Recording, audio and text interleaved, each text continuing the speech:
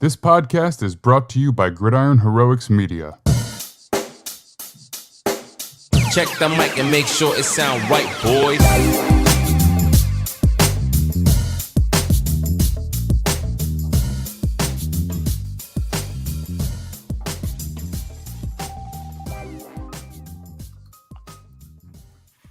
Welcome one and all to the Gridiron Heroics Football Show. I'm Max Dean. You can find me on Twitter at @TheMaxDean. And today we have quite the show. I'm very, very excited for it. So with me to do the entire show is Nick Merriam. And we are looking at some news tidbits with Julius Luchs to kick things off. Then this week, right after that, we have the injury report with Dr. Kyle Trimble of Banged Up Bills. Then Nick and I are going to have a conversation about the GM of the Year candidates. And I know it's Executive of the Year, really, but it's easier to title a YouTube video GM candidates of the year. So we're going to talk about our top 5 guys each and why we put them where we do and our kind of considerations for that, talking about contract signings and draft signings. And then to close out the show, we have Mike Moraitis of the Titans Wire to come on and preview Monday Night Football, or Thursday Night Football, excuse me.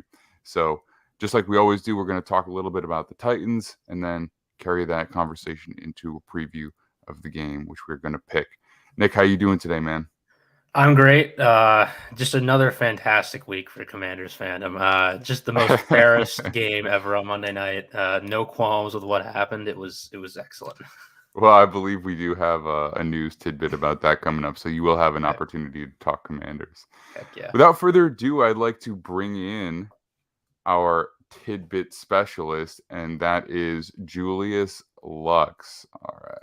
And we have no Noah Ashley today. I just want to say that. So I am doing all the little extra stuff as we go through. I will say it is so much easier when Noah's here. I just want, if he ends up watching this, I just want him to know how key he is in this production. Julius, how you doing today? All is well. Can't complain. It's starting to get a little colder up here, which so far is nice. No snow yet, but it's kind of breezy right now, which is nice. How about you guys? What's going on? Oh, I'm good. So for those of you who don't know yet, Julius is a Florida boy, born and raised. I don't think you've ever lived north of the Florida border. So now that you're in New York City, you're in for a treat. I know we've got some inclement weather heading that way. Maybe not quite as far east as you, but you'll get a taste of it, certainly. Oh, yeah.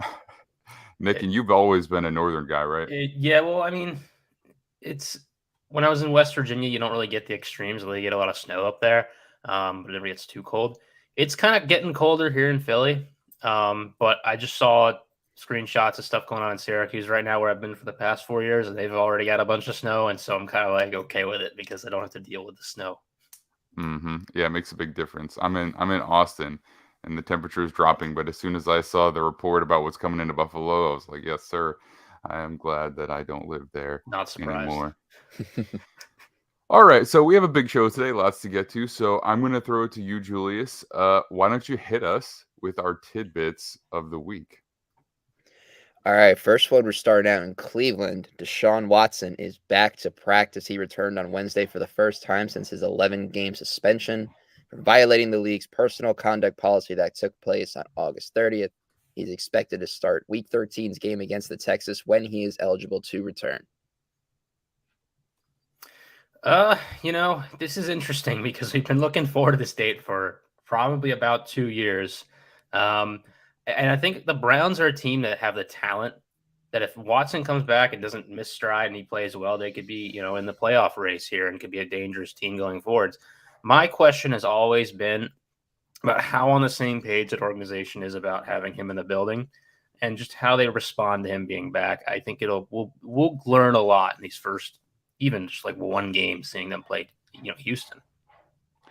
Right. Well, we have a little while until we see him. So he's back to practice, but obviously he's not actually eligible to play until the Houston game, which is, of course, the NFL made it Houston.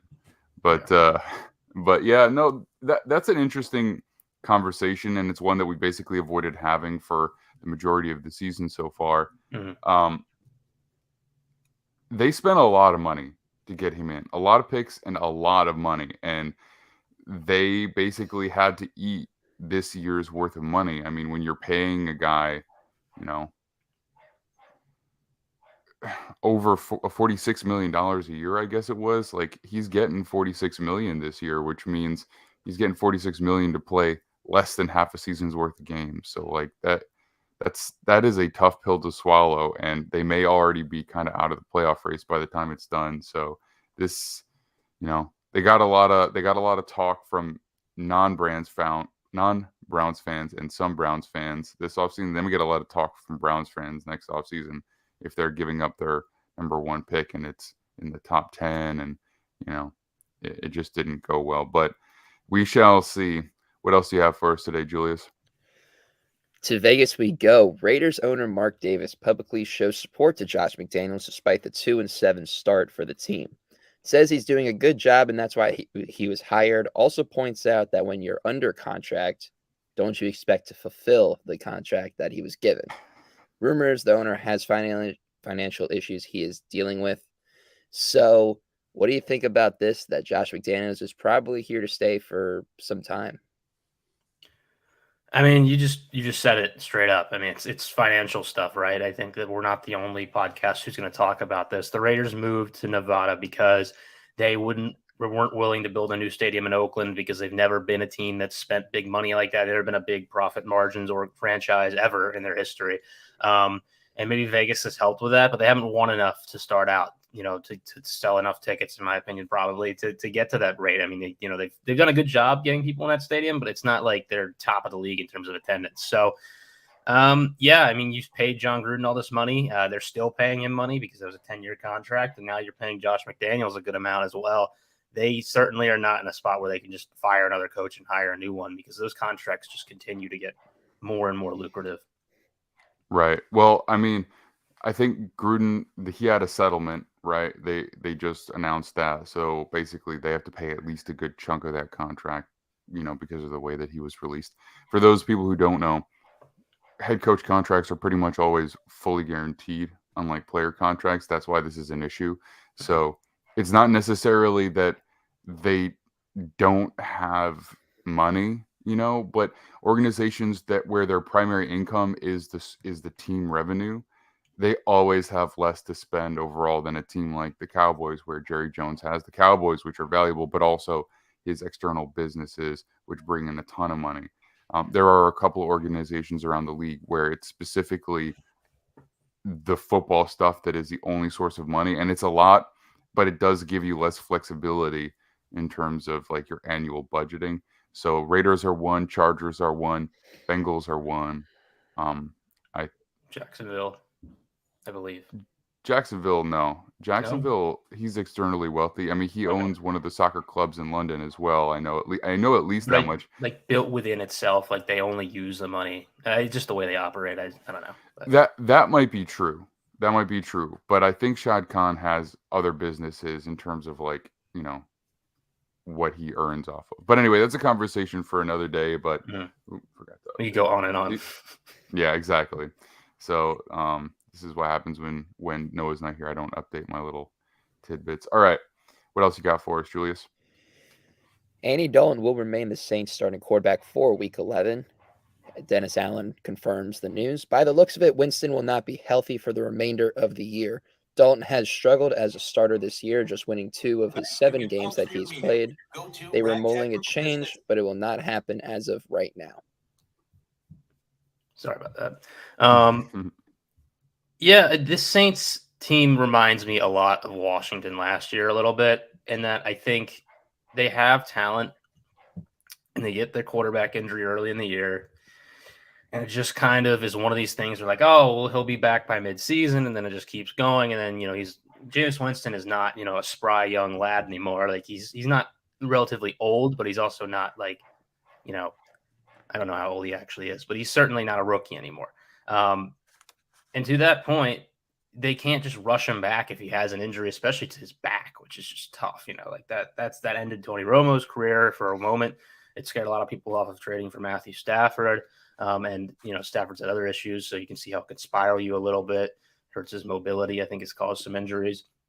And Dalton hasn't played badly, but they're not they're not winning games. And last week's game against Pittsburgh was tough because I don't think the Steelers did anything special. I don't think they played like particularly well. It's just New Orleans has not put together the level of play that you would expect from a team with the talent they have. And I don't know what direction they're going to go in because obviously they don't have their first round pick. And Andy Dalton, I don't see even the way he's playing with what they have going on right now, turning this team into a playoff chase team late in the season. Yep. I think you pretty much said everything there is to say on that. So I'll throw it back to you, Julius, as we move on through our news for the day. All right, going to Washington. This is some good news for you there. Taylor Heineke will start Sunday versus the Texans after handing the Eagles their first loss on Monday night. Ron Rivera confirms the move because Carson Wentz is not ready yet.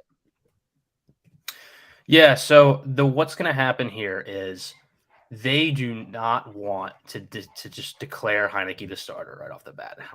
Rivera and the organization spent not like long-term money, but this year money, and didn't add other positions because of it, and picks to go get Wentz because they thought he was the guy. And I think you could make an argument that we don't know yet. I wouldn't. I've never been in on Wentz, but they want to think that they still have something in Wentz and to make that trade justifiable. And so they're not. I'm afraid still they might go back to him at some point, but this allows them to work on that 70% clause in that trade to get a third-round pick to the Colts instead of a second-rounder. And then on top of that, they're just winning games with Heineke. So they can say, oh, the injury, we're just going to push it a few more weeks, just make sure his hand's good. That takes out the controversy, gets the locker room not involved because they're worried about the locker room being upset if they start Wentz. And then they can stick with Heineke. And quite frankly, I don't know what they do if he wins the next two games. I think it's very possible because they're going to be favored in each of these next two. They got Houston this week, which, if they lose that, you might as well pack in the season. And then they got the Falcons at home who, if they're still starting Marcus Mariota, that team has been, just getting worse. We'll see if they throw Ritter out there. But, a 7-5 team that's won 6 of their last 7 and has Heineke starting for most of those games, you would probably need to stick with him, especially the way the locker room has responded to him playing. It would be difficult for them to move off of him at that point. So they're kind of kicking the can down the road here, and I'm not certain how it's going to end up. But at this point, I think it'd be very difficult for them to walk in front of that locker room and seriously stand up and go, we're giving Wentz another shot. Yeah.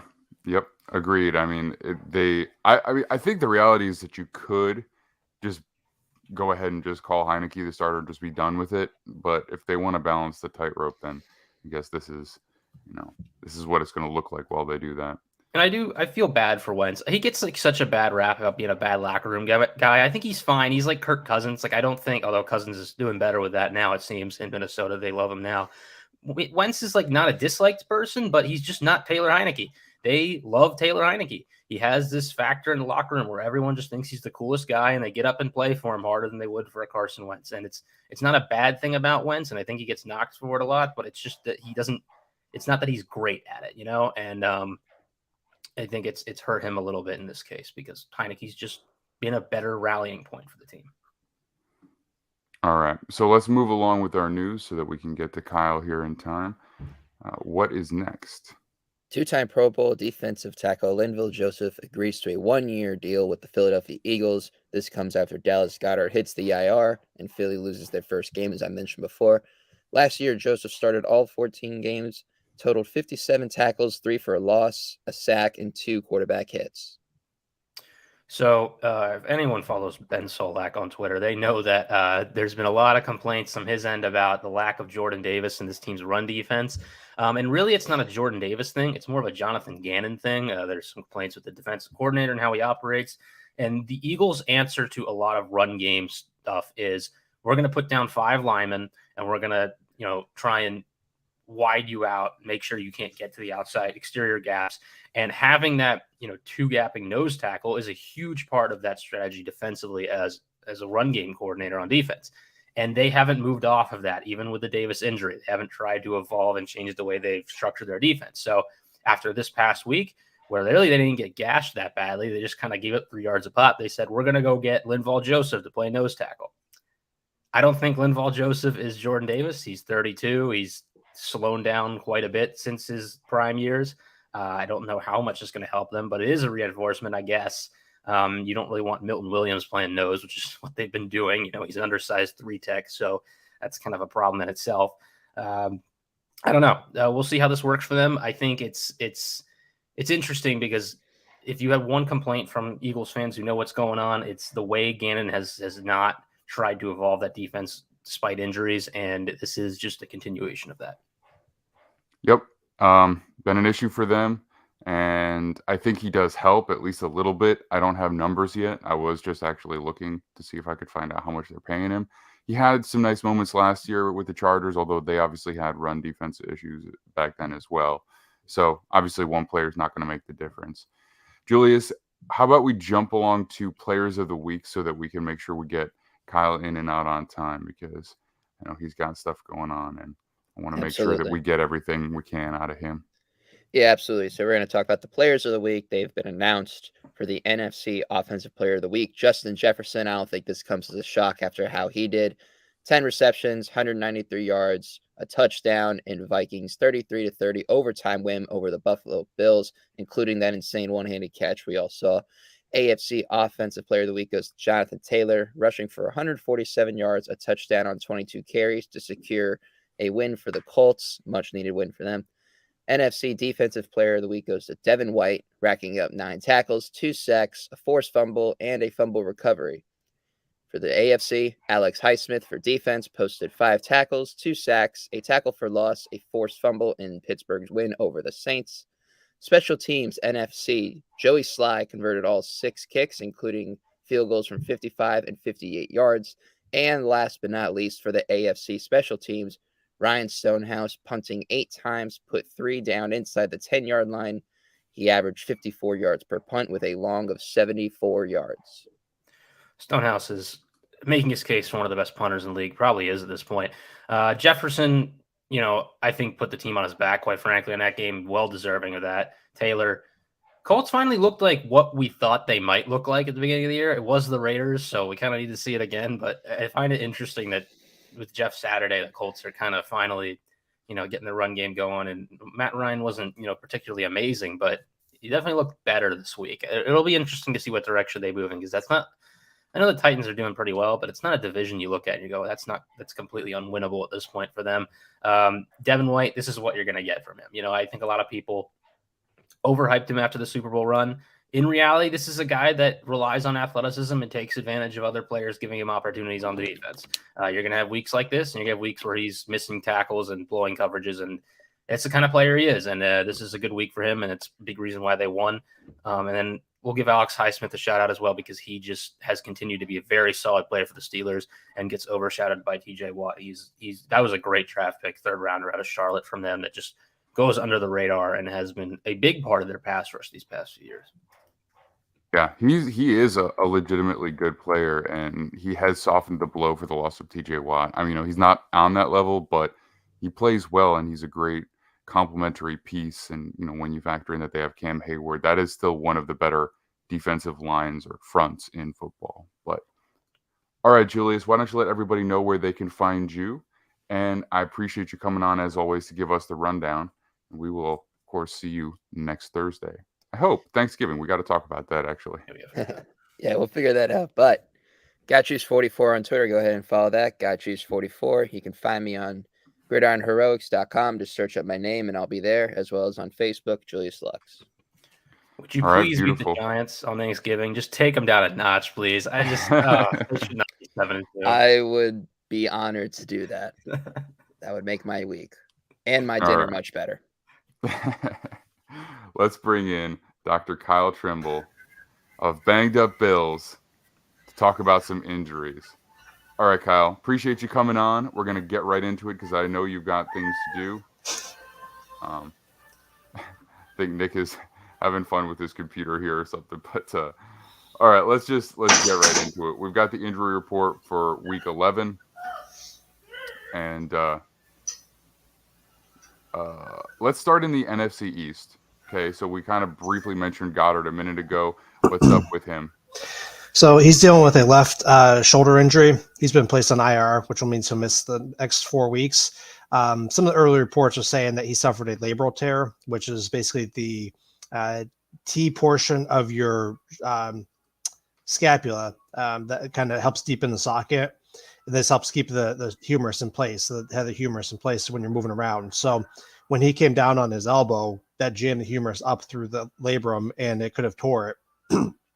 So if you have a tee and you try to put a golf ball on a chip tee, it's not going to stay up on there. So same concept with the humerus and with the labrum when it sits in the shoulder socket there. Mm-hmm. So what they're going to do is they're going to put him on IR. They're going to try to give him some rotator cuff strengthening and just try to help let things calm down in there so that he can at least get through the rest of the season with a shoulder brace or a shoulder harness, I should say, when it comes back.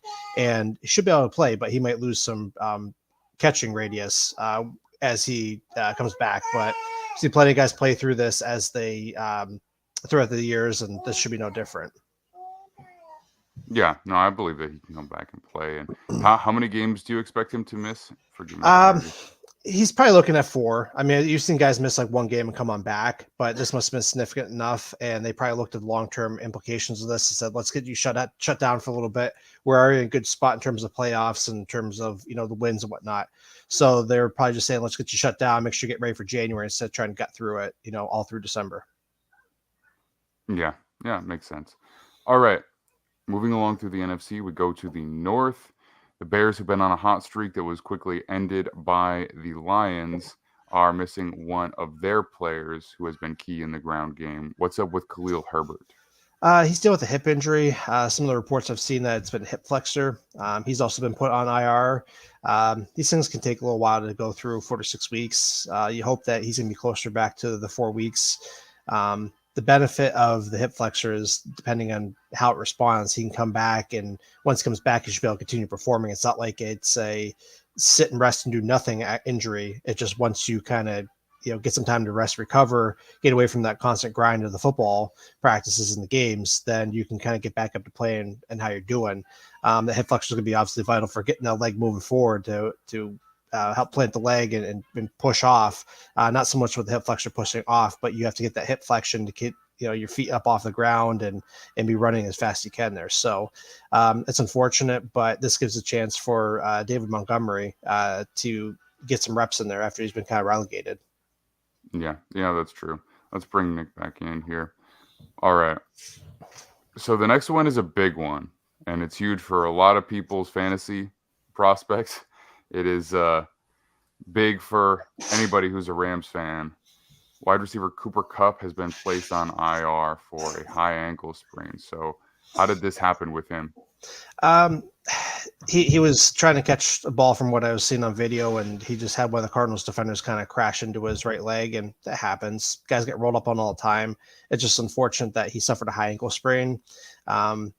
It's not something you could have prevented. I mean, I don't care how good your situational awareness is. At some point, you get guys rolling up into you, and you get that eversion in dorsiflexion where you get the ankle pinned down on the ground, and the syndesmoses of the ankle connect the tibia and fibula together, help create the ankle complex, gets stressed, and it just gets to the point where it becomes unstable when you're trying to push through that there. Think of like a wedge through some wood if you're trying to chop it or at least hit it there. So what's interesting is that Kupp had the tightrope surgery, and that's maybe famous by Tua Tagovailoa and all the other Alabama guys there. It's becoming more the norm as you see in the NFL. So what this is going to do, it's not going to necessarily speed up his recovery time. It's not like he's going to get back in 2 weeks versus 4 weeks, but it's going to allow more complete healing. So when he does come back, he can start rehab, or he can rehab sooner and get back hopefully sooner, but it's not going to suddenly, your body still needs time to heal up there. And just got to make sure that those structures stay together more consistently and you're not stressing it too soon. So he'll be on IR for the next 4 weeks, could come back and, the 5th to 6th week afterward and kind of get ramped back up, but he might still struggle even when he does come back. And it's been a tough season for the Rams. Yeah, it has. And this is that. I'll throw it to you here, Nick, in a sec, but he's been the focal point of their offense. So they're going to be forced to look elsewhere now, going forward. Yeah, it's going to be very interesting to see how they operate just because of how they have operated with going through him almost entirely. Bad news for my fantasy team, which was rolling up until now, and we'll see how this goes now. But I don't know. You discussed trying to get him back with this surgery. It is surgery, correct? Mhm. Yeah. So I don't know. I don't know how I feel about having these players having surgery now on ankle sprains just to get back early, especially when you're the 3-6 Rams. Surgery is. People don't realize like why it takes a month, I think, for surgery to like get back from you. There's a lot of like post operation things you need to like have checked out, like make sure you're ready to play. You're gonna have like bruising from the surgery that you gotta wait for that to like stop to be certain that you can like move on that ankle.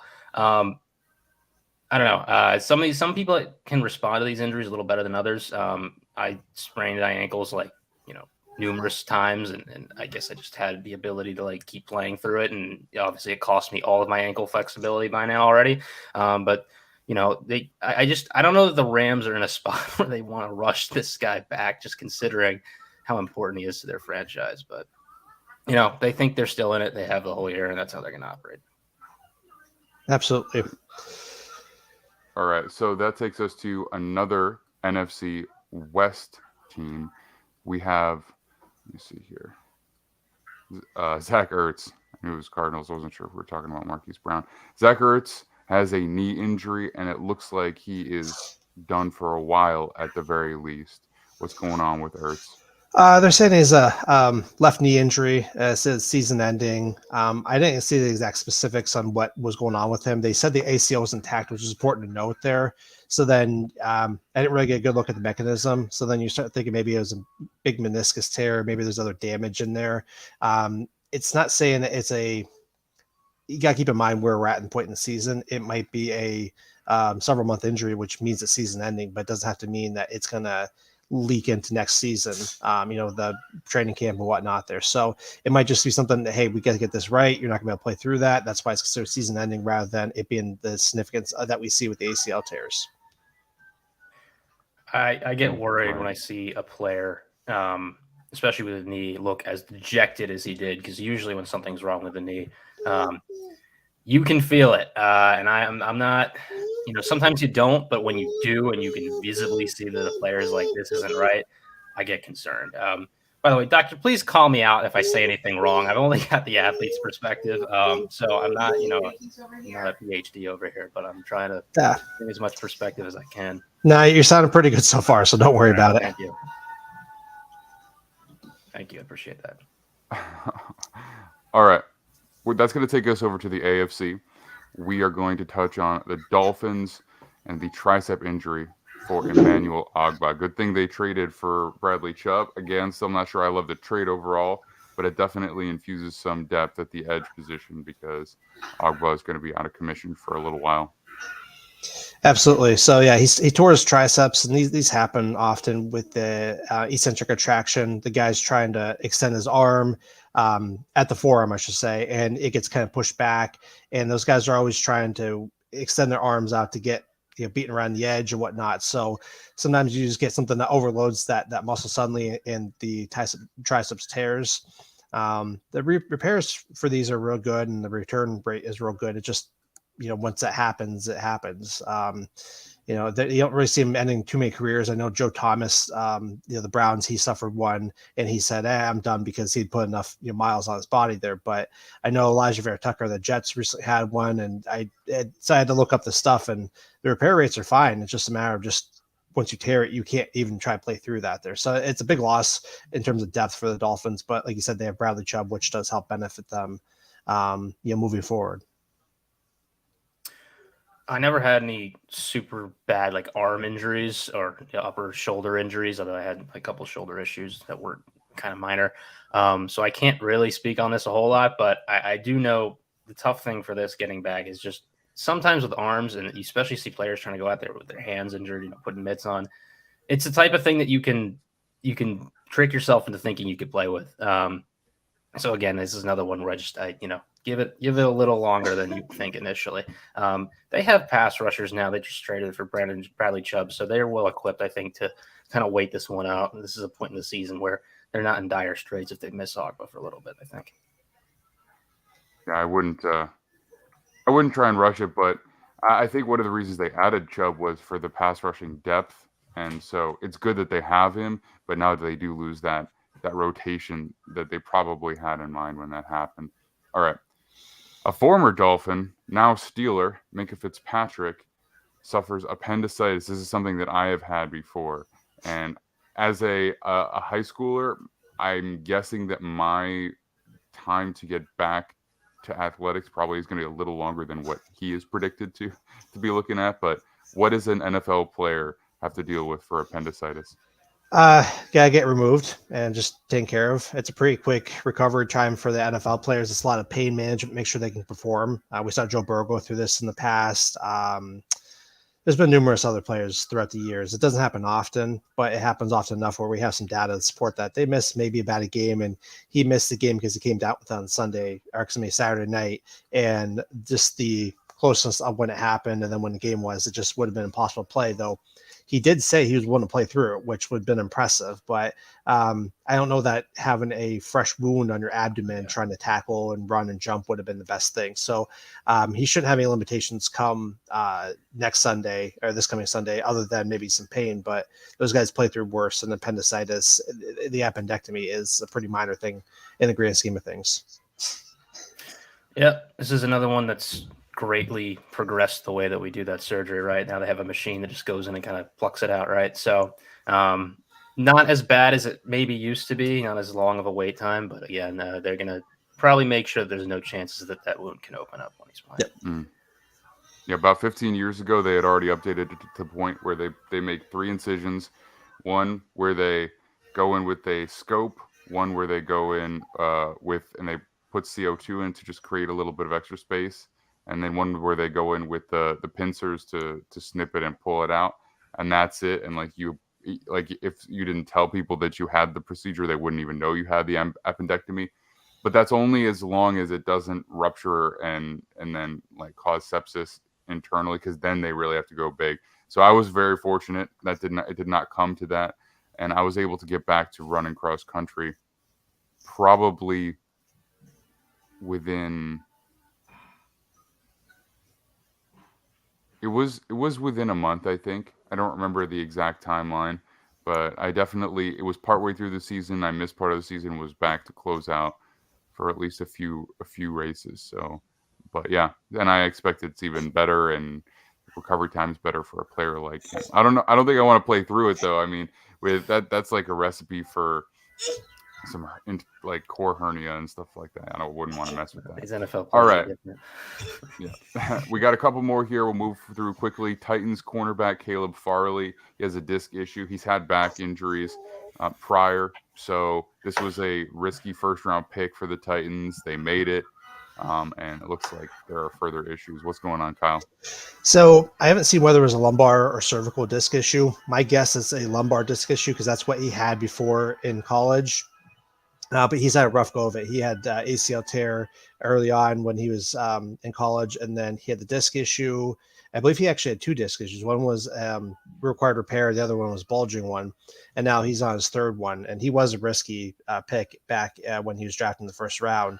And he tore his ACL last year. So it's just the talent was there, and they certainly made a risk with that. I know the Titans, they've taken a risk on other players. Jeffrey Simmons, they picked early in the 1st round, or excuse me, late in the 1st round, I should say, and that's worked out well for them. So it's just a risk that hasn't been working out for them as well.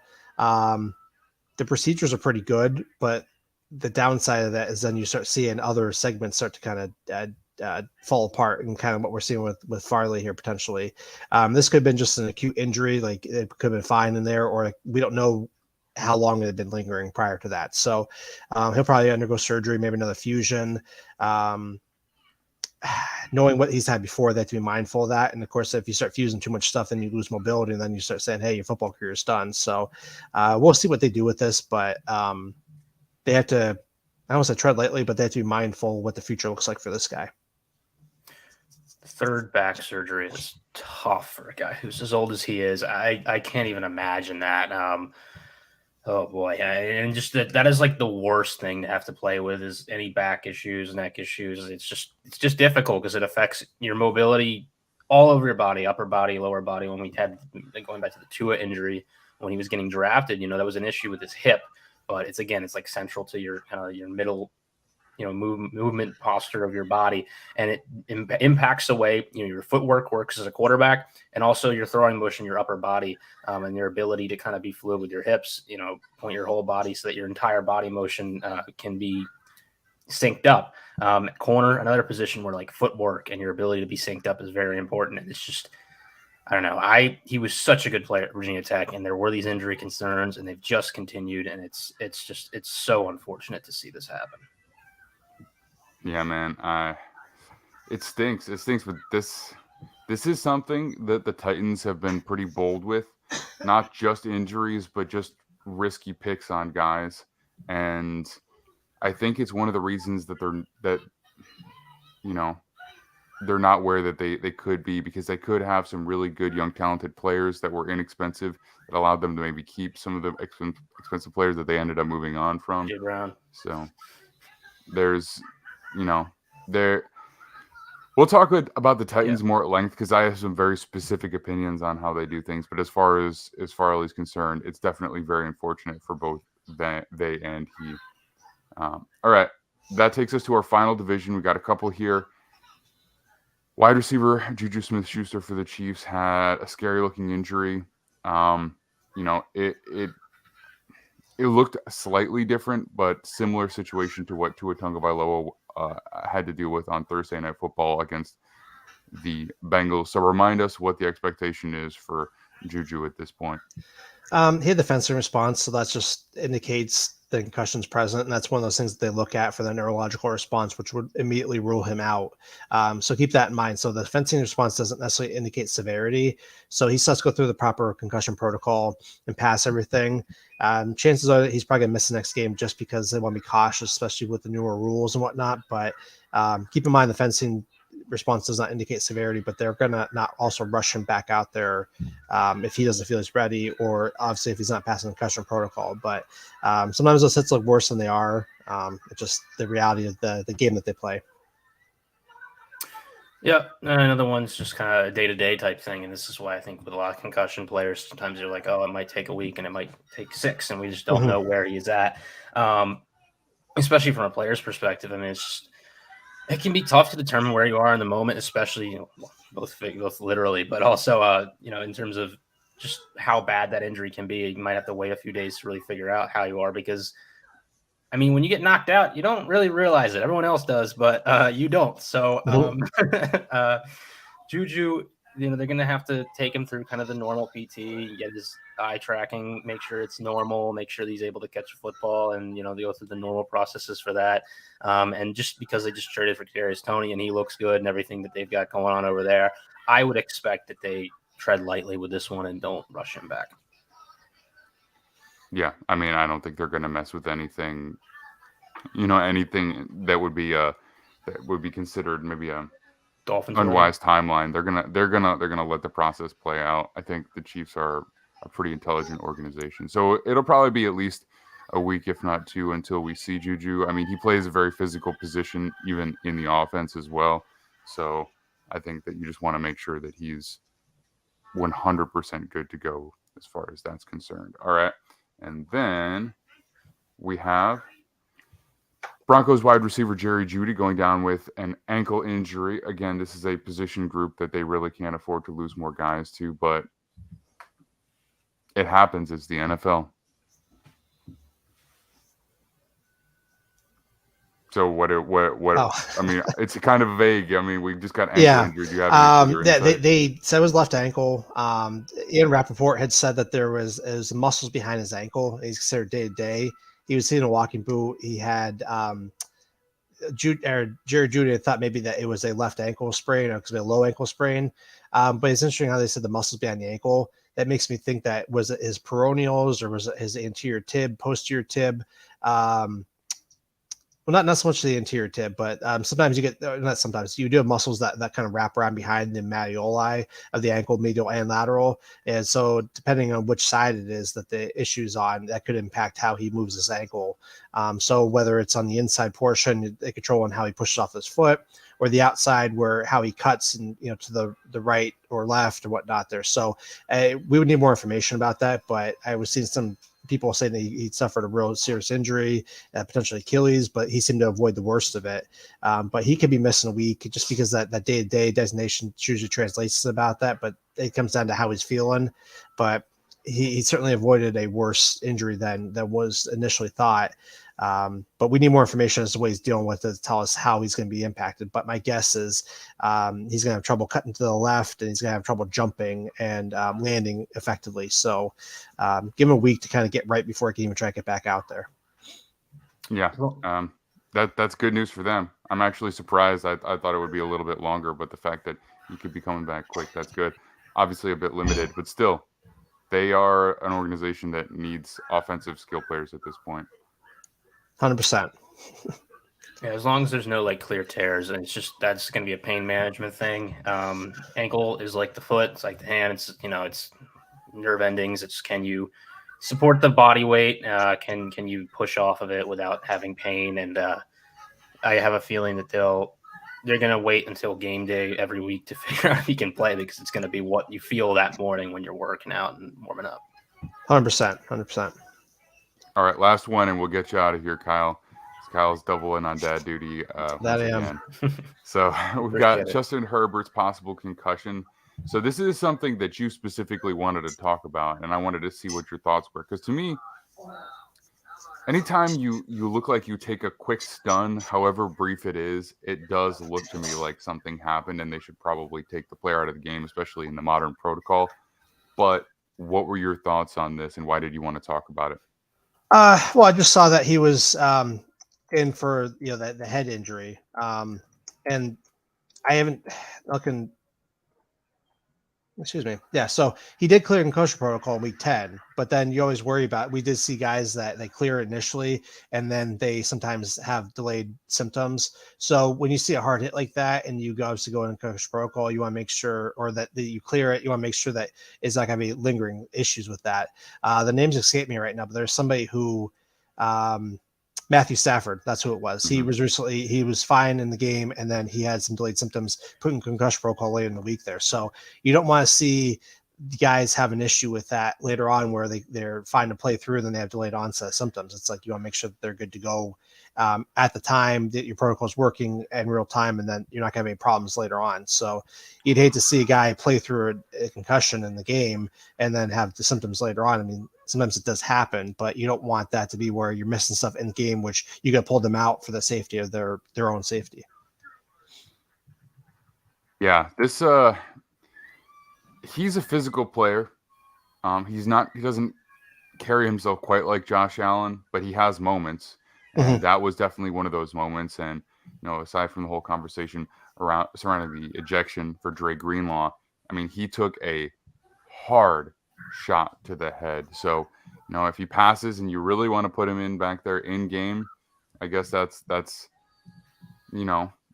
it's the decision of the medical staff based on all of their available information. But you better be taking a very, very, very hard look at him in the ensuing couple of days, because, I mean, it's just not something to mess around with. It's really not. And we've had a lot of conversations about concussions this year when we thought that, not that it was over, but probably the severity was going down a little bit. Kind of doesn't look like that's the case. Nick, did you ever have concussions? I know rugby tackles generally discourage it, but they also don't wear helmets, so I wouldn't be surprised. I had two. I had one playing football, which was it for me playing football, and I had one in college playing rugby, which hopefully my parents don't see this because they don't know about that one. But yeah, it's interesting. We kind of talked about with Juju. There's certain things they look for when you're trying to get back, and I think a lot of players don't really take it seriously, but I think it's getting better at all levels. I think I don't have a whole feel for this because I've never been in an NFL building. Maybe it's different there, but Justin Herbert, I trust as a type of person that if he has an issue, he'll let people know. Out of curiosity, I didn't really see this hit because I kind of went to bed an early shift. Was this a rolling? Was he trying to throw on the run, or was this just an on the run hit, or how did this occur? It basically was a scramble that turned into a rushing attempt, and he was being tackled by somebody else, and the tackle forced him to, his body angle to, de-elevate slightly more quickly than the oncoming tackler expected. So it was a secondary tackler, and the head just made connection straight into the side and knocked his helmet literally like sideways on his face. So it was pretty strong. That's the one I worry a lot about with football is when you get tied up and you end up hitting the ground like that. But we have like injury data that says a lot of quarterback injuries, not only coming on the run, but actually the more dangerous thing is throwing on the run. But in terms of concussions, I'm watching Josh Allen this past week. I'm a little worried about him as well as Herbert, trying to put the game on their back and just doing a little bit too much. Mm-hmm. And I just worry about injuries. And I know the Chargers they need to win games where they are right now. They're a more talented team than what their record says, but and that creates Herbert trying to put his team on his back. But I need him to be careful here because this is just, if they lose him, I don't know where they are as a team. I agree. All right, Kyle, let's send you on your way, man. I appreciate you so much coming on to do this for us. It gives us so much insight. I mean, it's one thing to just see Jerry Jeudy ankle on the injury report, but for you to come in and give us your knowledge on something like that, and for us to be able to expect, him to be coming back relatively soon, just like these little things that I would not have known otherwise, they really go a long way. But let everybody know where they can find you. Of course, you are the founder of Banged Up Bills, so that's a big one. But where else can people find your work? Find me on Twitter, Reddit, Instagram, Facebook at Banged Up Bills. You find my work over at Cover One at Buffalo Rumblings. Find my weekly appearances at Buffalo Late Night and Locked On Bills. Beautiful. All right. We shall see you again next week. Once again, congratulations on being a new father once over. All right, man. We will see you then. Thank you. All right, bye. All right. That takes us to our main core conversation of the day. And really, I think what the specialty of this Thursday live stream is. And we are going to be talking about team building. So we're going to be going through our GM of the Year rankings. So we have a conglomerated ranking, which is your and my ranking put together, and then we'll reflect on our opinions on each individual one. But so I'm just finalizing our graphics for everything right here because I've got all of the moves that they made in the offseason, because I think that's the biggest decider of what would give somebody GM of the Year, or I should say executive of the year honors. But why don't you just tell everybody kind of what your opinion is on what dictates how somebody becomes GM of the year, while I just put the finishing touches on this because I am almost done. Yeah, so we pay attention a lot to transactional stuff, and obviously that is the most important thing. If you go out and you make moves that make your team better without giving up as many resources as possible, and you show a cunning for your ability to manage those resources, turn things like first-round picks into more than you would expect, or even lesser than that. If you're the Browns, you trade a fifth-round pick for Amari Cooper, for example. Like that is a well above what you would expect from a fifth-round pick. You're going to be in the running for this award. But I think there's another side of this that doesn't get discussed as much, which is I would call it culture-based, but it's a little more than that, because it's your ability to kind of meld the organization to what your vision is. And we're going to talk about a GM that I think, although maybe they haven't brought in like a ton of good players this year and made this team like roster wise better, they are winning games because I think he's come over from an organization that's successful, built the structure of that organization and the culture and the way they work to be similar to this other organization that he was with and the way they're succeeding. And you're seeing it work for that team, despite maybe me not as talented as you would expect. And that's kind of hard to quantify, but it's one of those things with the people voting on this award. You will know it because it'll be a team often that has made changes at the top, has not made a lot of changes roster wise, but you can just tell that the way the team is playing, that it is a foundational difference in the way that they are operating that has changed the way that I'm just going to say it's the Giants. We're going to talk about the Giants because the thing about Joe Shane coming over Buffalo and Brian Daboll, it was all about like, oh, the Bills have succeeded a specific way. And I think early on you could tell with Buffalo when they got Sean McDermott, not McDonough, that's the announcer, in there, and kind of immediately weren't playoff contenders, but were like a consistent 8-9 win team, you knew that something was brewing there and that they just had such a high floor that it was more about, hey, these guys, they at the very least, they're not a disaster. They know what they're doing. They're not going to let the bottom fall out. They're gonna create a workplace that people are excited to go to work in. They're gonna be, on the same basis, good communication, any number of things that go into managing a whole organization. And it just, you haven't had any. Buffalo has had some like big moments in terms of trades. Obviously getting Josh Allen was big, getting Stephon Diggs was big. They've added players just through the draft. They haven't really done anything loud. And signing Von Miller might have been up there in terms of their like one of their big step moves. They just don't have any bad press. They don't mess up. They have no mistakes because internally everything is completely smooth and run really, really well. And the Giants, I think you're starting to see that initially here. I don't know that they've had any. I'd have to go back and look at the transactions this offseason, but as far as I'm concerned, it went relatively smoothly, and they haven't had any setbacks, and it's allowed them to kind of focus on football in the football area of the building, and they're winning games because of it. So that's kind of the two-prong approach, in my opinion. Transactions will get the nod overall, which is why we're going to have the people at the top of this list are at the top, is because they have made moves this offseason that have greatly increased their odds of winning a Super Bowl in 2022. Yeah, I think for me, the biggest thing that should go into who wins this award is, what are the decisions that you made this offseason? How have you best utilized what assets you have?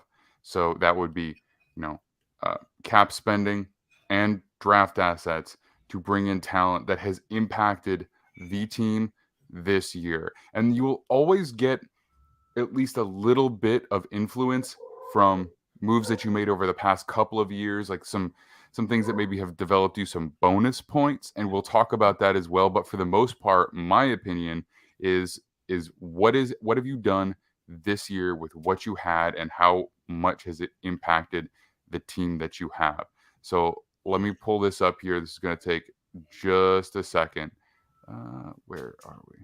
Export to PDF. All right. Okay. Right, here we go.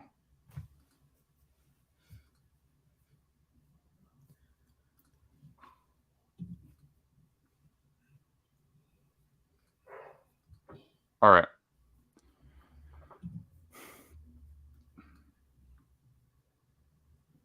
So the first one that we have here is Joe Schoen, the New York Giants general manager since 2022.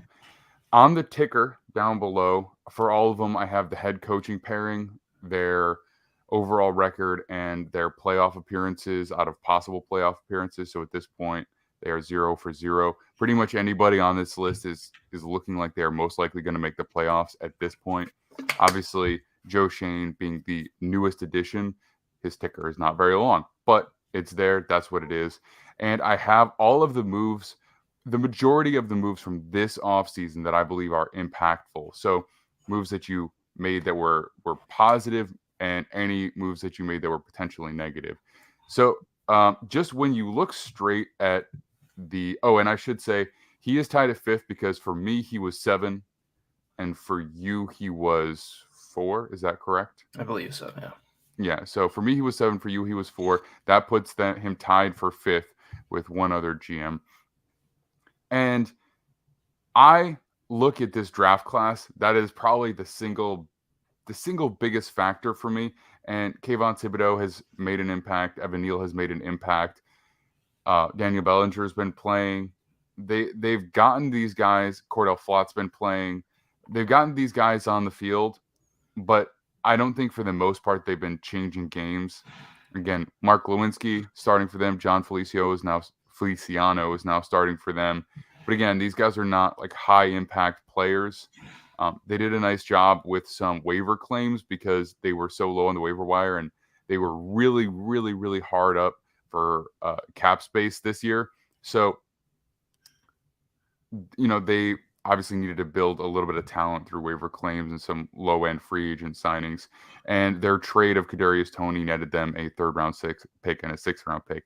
So this is kind of the whole picture. This is why he's 7 for me, because I like a lot of what he's done here. But to me, the majority of why the Giants are really good right now is coaching, culture, and players that were already here before he got here. So we have Saquon Barkley, you know what I mean? We've got Andrew Thomas. Like, these are the star players, Adoree Jackson. These guys who are playing really well for them right now, they were all here before Joe Schoen, before this organization, this regime took over. And yes, it is absolutely to their credit that they are playing as well as they are, but I feel like this puts them more in contention for Coach of the Year award with Brian Daboll necessarily than GM of the award. He's still high, overall still high, but to me, that's why he's kind of not in that top elite category for this award. So I know you talked about him a little bit, but based off of some of these specific moves, what else do you have in mind?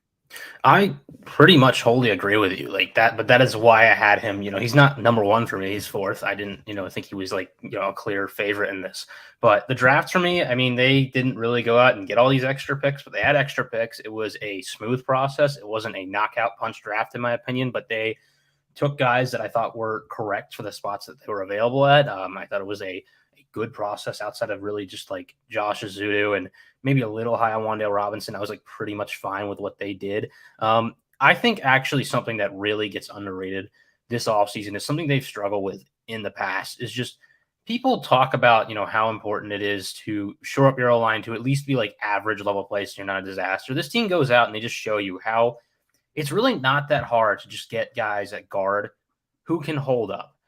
Feliciano, Mark Lewinsky, pay $8 million, maybe 9. I didn't do the math, but cheap, get a couple guys. They're not excellent on the offensive line, but creeping back towards average has allowed them to operate as an offense in a way that they just haven't in the past. And it's, I think to a great extent, some of this stuff is like, how hard working are you? Like, are you going to go out and actually give the time to just make sure that you have these positions locked down? Because if you really, really take your time to find some bargain chips at lesser positions to make sure the roster works, you're gonna work out as a roster and as an organization. And I think it's a good sign early in Shane's campaign as GM here that he has shown the ability to take the time to find these bargain chips in Galinsky and Feliciano and just make sure they're not a disaster at an important position group that is more important for them because they're not as good at quarterback and they have the running back to work through, and it's paid off.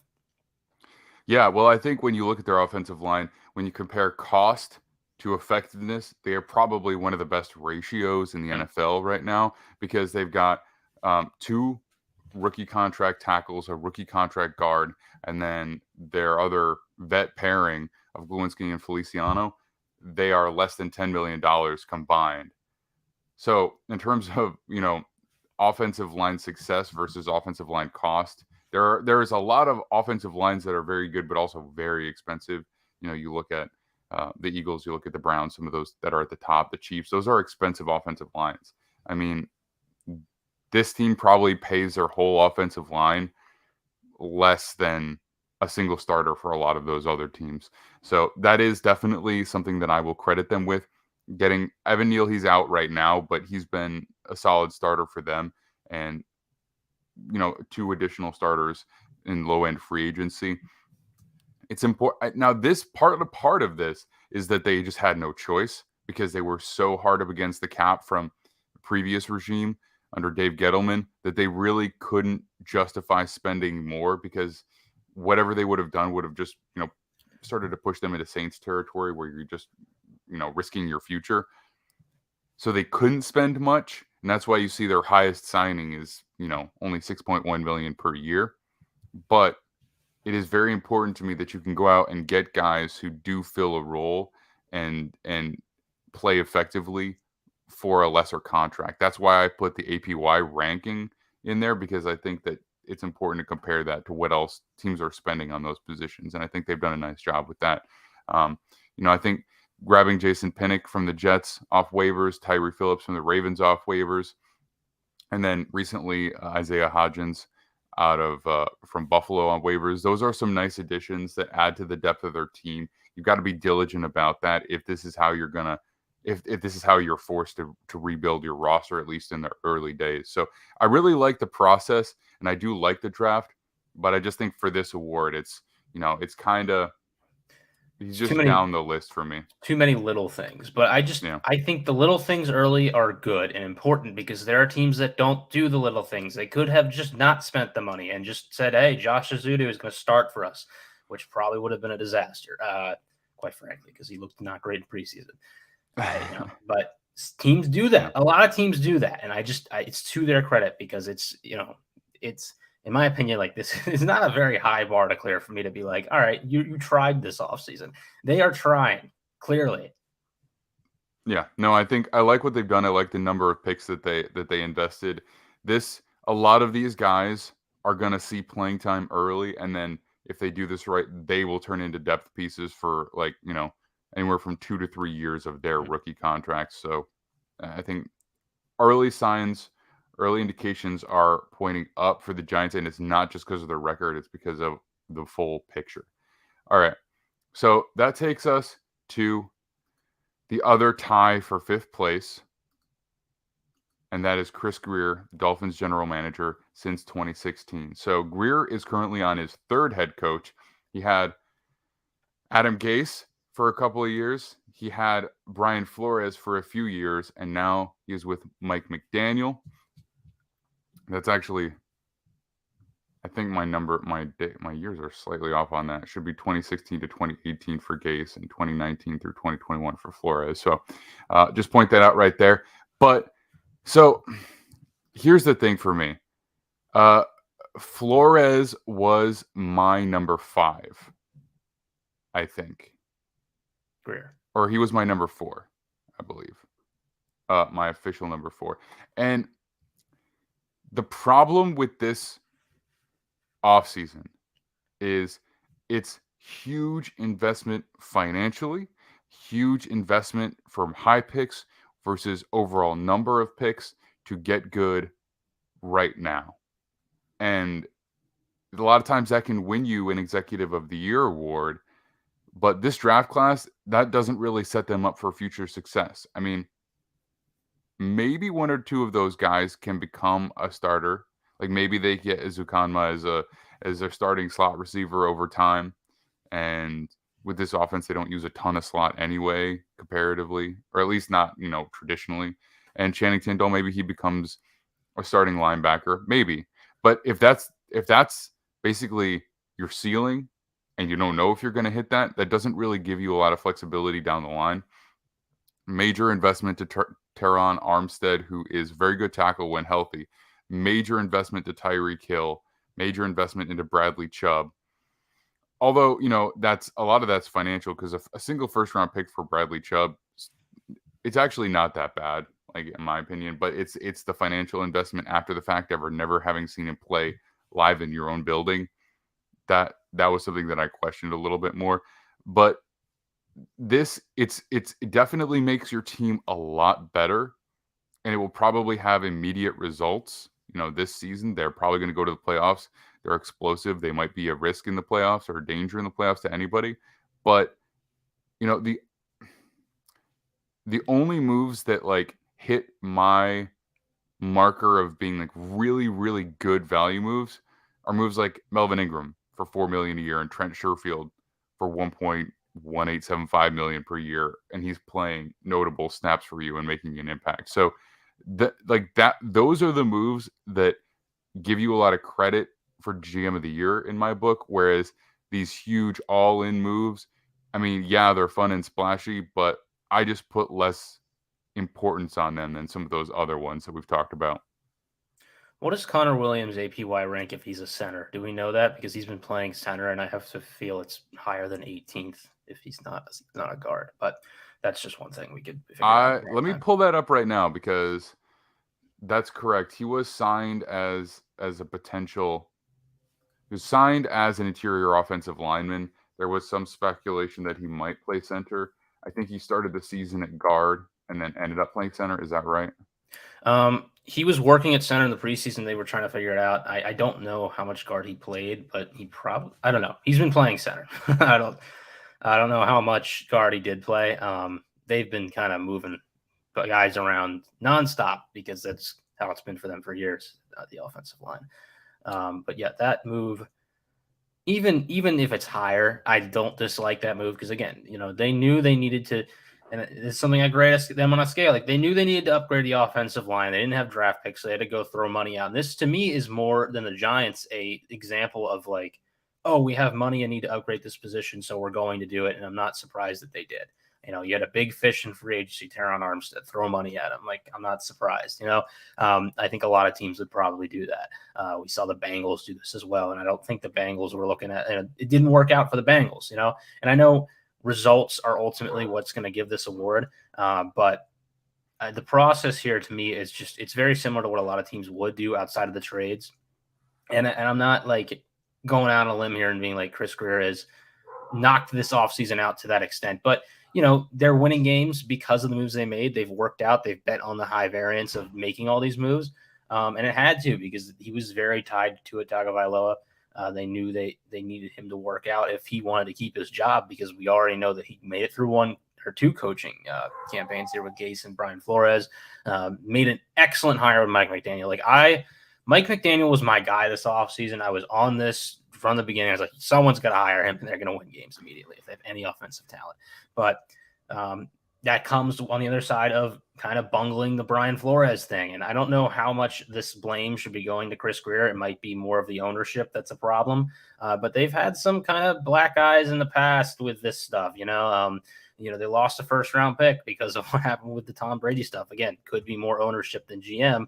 But I think there's going to be some worry about what he had to do with any of this stuff. They have lost that first-round pick.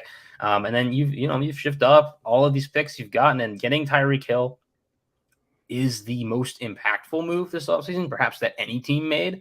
But they did trade a lot of picks for him.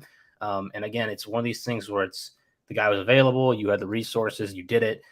I wonder how involved Mike McDaniel was in that decision. I have to think at least somewhat, because it's just, I don't know that a lot of teams were initially throwing the Dolphins name in there as a team that would do it. It's just that the way he coaches, it just made sense for him particularly. And I don't know if you ever do this if your coach is, quite frankly, Brian Flores, even though I think he's a good coach. And then we talked about the Bradley Chubb. I don't know if we did it on a past podcast. I feel like we did. Maybe it was just on Twitter. I didn't love the value for it, but it's a win now move, and I think it's going to help them this season. The question is, do these win now moves make them competitive with Kansas City and Buffalo? And they've beaten the Bills once. I think the game was a little fluky-ish, needed 6 turnover-worthy plays from Josh Allen, needed to hold the ball for 40 minutes, kind of won a similar way to the way Washington did on Monday night, which I will admit is not a way to win week in, week out. So we'll see. They're very interesting. I think they're very good. Tua's playing awesome. That is really ultimately what has mattered the most for them, is that Tua's playing well. I question how much, obviously these moves have very much helped with that, but I think the coaching hire is the biggest reason for that.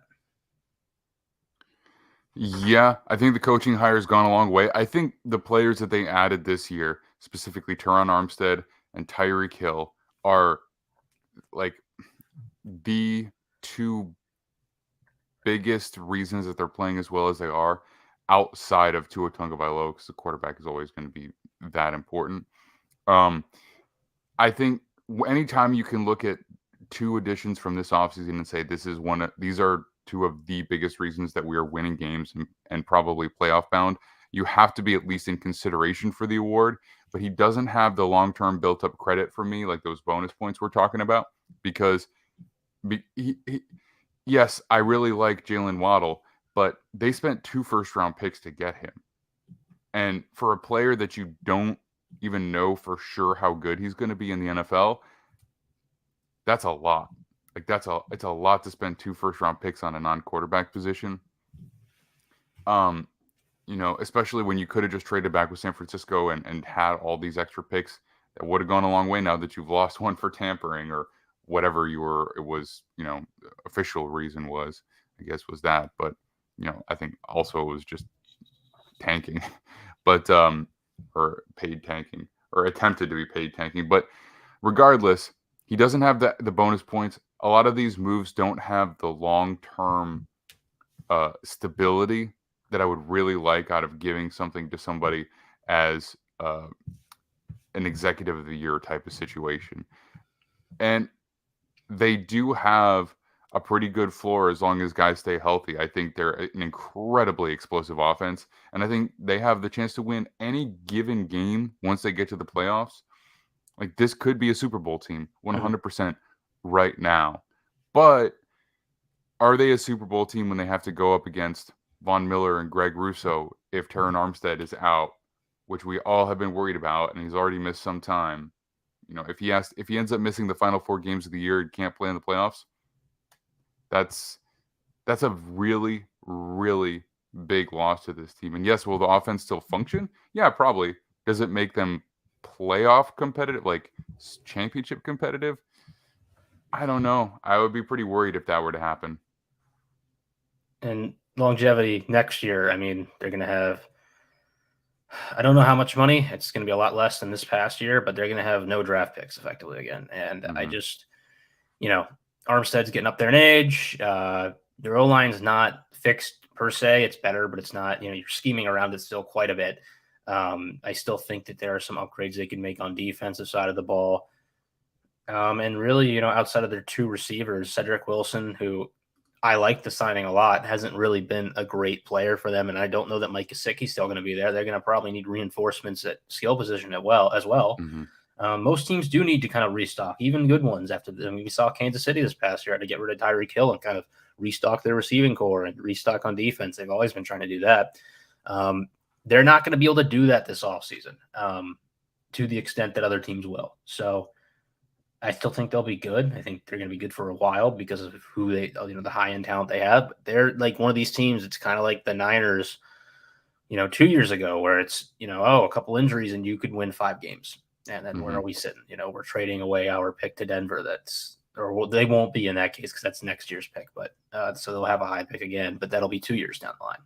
Right. Well, as it stands, according to overthecap.com, which is where I pull all of my financial info from, they are basically right at the cap.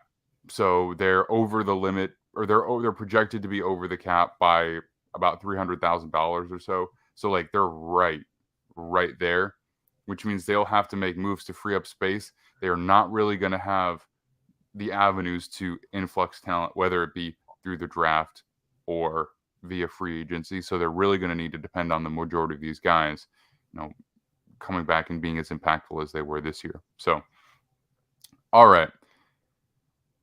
Unless you have anything else that you wanted to say about Chris Grier, let's move along to number 4 here. So for me, this one is a good offseason, but it's also kind of got some built-in bonus points here to get him up at this point. Eric DeCosta, Ravens general manager since 2019. He was also heavily involved for years prior to that. Certainly was very influential in the picking of players like Mark Andrews and Lamar Jackson, because he was essentially announced as the future GM as far back as 2011 behind Ozzie Newsome. So he has been in the seat waiting to take over for a long time. It officially happens in 2019. The only coach he's ever been with is John Harbaugh. They have a 39-19 record together and made the playoffs 2 out of 3 years last year. Bad year for injuries for them. And so kind of an outlier. But they did their Ravens thing, a ton of picks. They trade away Hollywood Brown and a third to get a first back. That gives them 2 first-round picks. They accumulate Kyle Hamilton, Tyler Linderbaum. Both are looking quite good as the season progresses. David Ajabo, just coming back from his injury, very talented player. They were able to pull him in the second round because of his injury. Travis Jones, player we all liked a lot. I know I was very high on. They get him in the third round. Daniel Falele, monster mountain of a tackle out of Minnesota. They get him in the fourth, along with 5 other fourth-round picks, the best of which at this time looks like Isaiah Likely, a kind of flex dynamic super athlete tight end out of Coastal Carolina, and then a couple of other guys that look like they could be contributors as well. And then you look at free agency, Marcus Williams. Marcus Williams legitimately had an argument to be in the defensive player of the year standings before he got hurt. He was picking off the ball like at a ridiculous rate. Michael Pierce, really nice interior defensive lineman. Morgan Moses, viable starting right tackle off the bat. Kyle Fuller, injury issues, went on IR, but again, for $2.5 million at corner, kind of whatever. And it's like the Jason Pierre-Paul signing, the Justin Houston unrestricted free agent tender that they slapped on him. These are all like tremendous moves that I love. I think, you look at the impact for this year. Most of these guys, though, aren't the reason they're winning right now, right? Marcus Williams probably the most of any of those guys. Maybe as the season progresses, some of these guys really step up into roles, like maybe Kyle Hamilton really becomes a player. Right now, we're seeing progress. We're not seeing stardom, which is, I think, the only reason that DaCosta is not in the running for GM of the year for me right now for this season, just because the immediate impact isn't necessarily there. I think it's more there than maybe you give it credit, but it's difficult to see. This is, for me, we're in the heavy hitters now. These top four are kind of the guys that like we're going to have runaway favorite in my opinion. But the next three in a given year that the number one guy isn't just doing his just crazy, just winning at every transaction. These other three would be up for clear running as the GM of the year. This offseason to me, coming out of it, my favorite draft and perhaps my favorite free agency. I was big fan of what the Ravens do. If I'm running an organization, like this is what I want, right? Loading up on draft picks because this is a team that allows their players to leave and get comp picks. Drafting guys that you want as immediate contributors early. I know David Ojabo's not that, but they expect him to, again, in an edge group that is continued to just be deep. Like they have a lot of guys there. They get Justin Houston, they get Jason Pierre-Paul. He's just another name that you add to that. Kyle Hamilton, Tyler Linderbaum have been important contributors for this team. They've played well. Hamilton has grown slightly as the year's gone on. He's been a better coverage player in the slot. He's obviously been good in run defense. Linderbaum is a star. Like people aren't talking about him enough. Their offensive line has been a problem, in my opinion, for a team that's run focused. Linderbaum is maybe their best player right now on that offensive line. He has been very impactful for them to continue to be able to move the ball. Travis Jones. I would say that's fair. Yeah, I think that's very fair. I think he's the one that out of the draft that's genuinely high impact at this point. But this draft for me, it's just like they have guys that long-term are either going to have a chance to be very impactful or they just have all these ancillary pieces that are really important. So it's like Travis Jones has been a great run stuffer. They bring him in on third downs. He's been great with that. Daniel Falele, he's started some games. He wasn't great, but ultimately like jumbo tackle, like everyone wants a 400-pound jumbo tackle, right? So formationally, you have this extra guy now that no one else has that you can use. Jalen Armour Davis is a long-term project. Athletic corner, was a better tackler than cover player, but he went to Alabama. I like that. It's interesting. Charlie Calder, again, another guy that's like had some skill set that you could grow going in. He's a little older, but we'll see. They get a starting punter. Isaiah Likely, to me, I think is another star in the making. Like I think, he's getting some playing time now that Mark Andrews is in there. This was tight end. I think I got talked out of making him tight end one, but I'll just say Sports Info Solutions had him tight end one. I really liked Likely coming out. Again, different from what they have in Andrews. This is your H-back. Like this guy thrives blocking as a slot receiver. Like that's what he's really good at. So again, another ancillary, like this different piece. You have more formational versatility. You have a blocking slot receiver who also is just great catching bubble screens. Demarion Williams has just been another slot guy that they can throw in there who's played well despite the Kyle Fuller injury. It's just adding depth at all these important positions and giving yourself options. It's brilliant. They've added at important positions. And then signing wise, like again, this is a team that's trying. Look at these ads: March, May, August, September. They don't stop. They keep adding players. And this is what the Eagles do so well as well. It's, they're not afraid to pay safeties because safeties get paid probably less than they should be, which I think it's smart to go out and find those guys in free agency because generally which safeties are good. Marcus Williams is a very good player. $14 million a year for a guy who's maybe the best at his position, you're not going to be upset about. Michael Pierce, they let go, and now he's coming back, and he's a great player. Like, you're going to love that. Morgan Moses, bargain tackle. Fantastic. Kyle Fuller got hurt, but if he's playing well, like another bargain cornerback. These are all, and the organization being what it is and them succeeding helps them get these players to come over for cheaper. But just because you have kind of this, aura that attracts players doesn't mean that you don't get credit for getting them to come in, right? Like this is textbook, just finding players. Again, it's like tackle, corners, edge, corner. Tight end's an important position for them because they don't really throw to receivers. It's just load up on these important positions. Justin Houston, get him back on the tender. Trading Hollywood Brown for a first-round pick was a steal. Like, we were on draft night. Donnie was freaking out about that because he wasn't happy about it as a Cardinals fan. But again, I know they send 2 players for 1, but you turned that into Tyler Linderbaum. And they traded back again after that, I believe, to get him. So they added another player in the 4th round. I don't know which one it was, but it's just this is a team that is winning their transactions. Roquan Smith, I don't know as much about that, but I do think what's going to happen with Roquan Smith is they're going to let him go and they're going to get another 3rd-round comp pick because they love doing that. They have a process that they do every year, and they're just never short on depth because of it.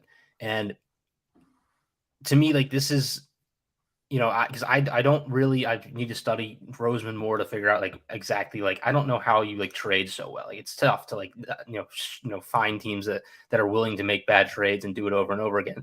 This is like the simple way to succeed in the NFL that I think teams need to model themselves after. Load up on players, give yourselves more opportunities to hit on guys. Don't stray too far from the consensus on the draft board. Find guys for cheap, and just, I think it's underrated. Like, Miami goes and they pay guys a ton of money that are known commodities. And the Rams do this, and everyone's like all in on like, oh, just get guys that are good. You know how you get guys that are good? Add 5 players at one position. One of them is going to work out. This is consistent throughout the history of the NFL. The Bills did this early with McDermott and when Joe Shane was still there. They got 3 receivers, 3 interior offensive linemen, 3 tight ends, 3 tackles for Josh Allen. And year 2 for him, his supporting cast wasn't great, but it wasn't bad either. It was very middling, and it allowed him to develop. And they won 10 games. They're doing it here. They know what positions they care about, tight end, tackle, corner, and they're getting 3-4 guys at these positions without really sacrificing a bunch of resources. So at the end of this, remind me, I want to show you a study that I did immediately after the draft. I have it here. I just got to find where I put it, but I think it's kind of enlightening. And it's something we already know, but it puts some numbers to all of this. So real quick, just to recap where we are. Tied for 5th, we had Joe Shane. And what's that? I ran it for a while on that one. Oh, it's okay. It's all right. We have time. We actually have quite a bit of time. I give us space to really flesh these conversations out. So we don't have Mike coming on until 35 minutes from now. So we're good. But just to recap, tied for 5th, we had Joe Shane and Chris Greer. I had Shane at 7 and Greer at 5. You had Greer at 6 and Shane at 4. So you're high on Shane. You got him up at 4. And then here at 3, it's DaCosta. You had DaCosta at 5. I had him at 4. So this is right where I would have put him as well. Moving along to our number 3, this is actually going to be tied for 2nd place overall because let's just call it 3rd, because after thinking about this, I would flip it. I would agree with you. Okay, all right. So then we'll officially call this 3rd. Let's say I can even. Yeah, you can go edit my. While you're doing that, I'll just get a little start on it then. Look, we've talked about the Seahawks a lot, and it's the draft, right? They had an amazing draft, and it's loading up on valuable positions. They just went 2 edges, 2 tackles, 2 corners, 2 receivers. And one of those at least has worked out at every stop here, at least right off the bat. Maybe a little more than you would expect for all of them to be contributors immediately. But eventually, to get maybe 3 players in important positions you're hoping would be good is kind of expected when you do something like this. So operation-wise, I think the process was good, and you're seeing it right off the bat. Now, obviously, it's hard to credit them for Geno Smith just becoming, an MVP candidate, but that is, something that you kind of play into when you add all this talent. It gives you a base that if your quarterback does play well, you can win a lot of games. So one of the reasons that I put the month that these guys were signed is it gives you little bits of insights on how valuable they considered a player. Like, they were moving on from Russell Wilson regardless of what happened. It wasn't because of Geno Smith. If it was, they would have got Geno Smith under contract before April rolled around and somebody else could have come along and snagged him. They may have liked him. I mean, obviously they liked him, but there is no way they expected him to be playing as well as he is. He is the 38th most well-compensated quarterback in the NFL. He is paid less than a number of backups. So he is probably dollar for dollar the best contract in the NFL right now. You know, from a big picture standpoint, it kind of stinks for them that they don't have a multi-year deal out of this, because that would have made it really, really valuable. But just in terms of that, because that signing happened this year, you got to give them a lot of credit. Their free agency is kind of lacking here. Nwosu is fine. Rashad Penny is fine. He was good, but he got hurt, like we all expected. Nobody else there is really impact, except for Geno Smith. The draft class is really where it's at. The fact that they've got 2 starting tackles, 2 starting corners, a starting running back, and a rotational edge piece, that's a really, really big deal. Really, really big deal. I'm not as high overall on Kenneth Walker as some people are. I think he's very good. I think he's a very good running back. He's probably going to be like a top 10 type of running back throughout the majority of his career, like, you know, just throwing numbers out there. I don't think he's ever going to be like a top 2 or 3 guy just after watching him play for a number of weeks. That's just my opinion. I reserve the right to change it without doing a deep dive on him. Just, you know, watching the games live. That's my opinion. What's that? No, you don't. No, I don't. I got to lock myself in. To me, the draft and the trade of Russell Wilson is just like an incredible offseason, because not only did they move on from a player that was very expensive, who wasn't lifting the team the way that you need him to when he cost that much, they were able to convert that into a tremendous draft class, and they have a number of picks that are also going to be impactful for them in the future, hopefully. Shelby Harris is a goop. Should be IDL, should be interior defensive line, not ODL, but typo. Not going on. We don't blame you. In fact, I'm amazed I got this done in time, to be perfectly honest. But Harris is a good player. I think getting him back, he's still on his rookie contract. That was a really nice add to this trade. Noah Fant is fine. Drew Lock was basically just to have a quarterback on the depth chart. But that trade plus this draft class equals clear number 3. So for me, DeCosta is good. Everybody else has, you know, pros and cons. 3 to 1 are like the clear 3 to 1 in my opinion. Like, I think they set themselves apart with their draft classes and what they've done and the longevity of the situation that they put their teams in. I think that's a big part of it as well. Maybe not the national narrative won't consider that as much, but I do think it's really important that the moves you make that are impactful are also setting you up for future success. Yeah, they got more picks next year. I mean, they're going to double down on this, and Denver's not playing well. So again, it's just why I'm a load up on picks guy. I think a lot of people underrate how valuable picks are. I think there's a reason teams don't trade 5th rounders. Like, they want to trade 6th and 7th for these bargain players. Because I think 5th rounders have like about a 1 in, let's say 15% chance of becoming a player that starts for you long term, which is, you know, if you get 3 of them, you're going to have a 50-50 shot about, which is reasonable. You know, it's not hard to get these picks if you trade back. So, and a lot of teams are generally trying to trade up around those areas of the draft. So long term, they've got extra picks. They've got a good roster relative, although they're a little older. They've got a quarterback, and they're going to be younger because of this draft class eventually when some of these older pieces move on. You're in a good spot if Geno gets to come back. And I have a hard time seeing him leaving just because I think, quite frankly, like, from his perspective, like, I don't know why you would leave. Like, this has worked for you, and it's the first time it's ever really worked for you. So, and the team seems to like him. I think I would take a deal here, even if they're not getting paid a ton of money. I would take it. But you can go check the receipts on this for me on Twitter. You can look Russell Wilson. You can search at Nucleus Sports. I wanted them to trade Russ. I thought it was the right decision before they were going to do it. Now I wanted him to get traded to Washington. That's partially why, but you know, obviously that wouldn't have worked out. But you know, this was kind of a stale team. Like, roster was had some pieces, but wasn't getting any better. They didn't really have the assets after trading for Jamal Adams, which was, not a great move. He's not even playing right now. He's out for the year, I believe, with an injury. Russell Wilson was playing good football, but it wasn't the type of football that was, making them contenders just by his own play alone. There seemed to be, kind of a discontinuity between him and the coaching staff.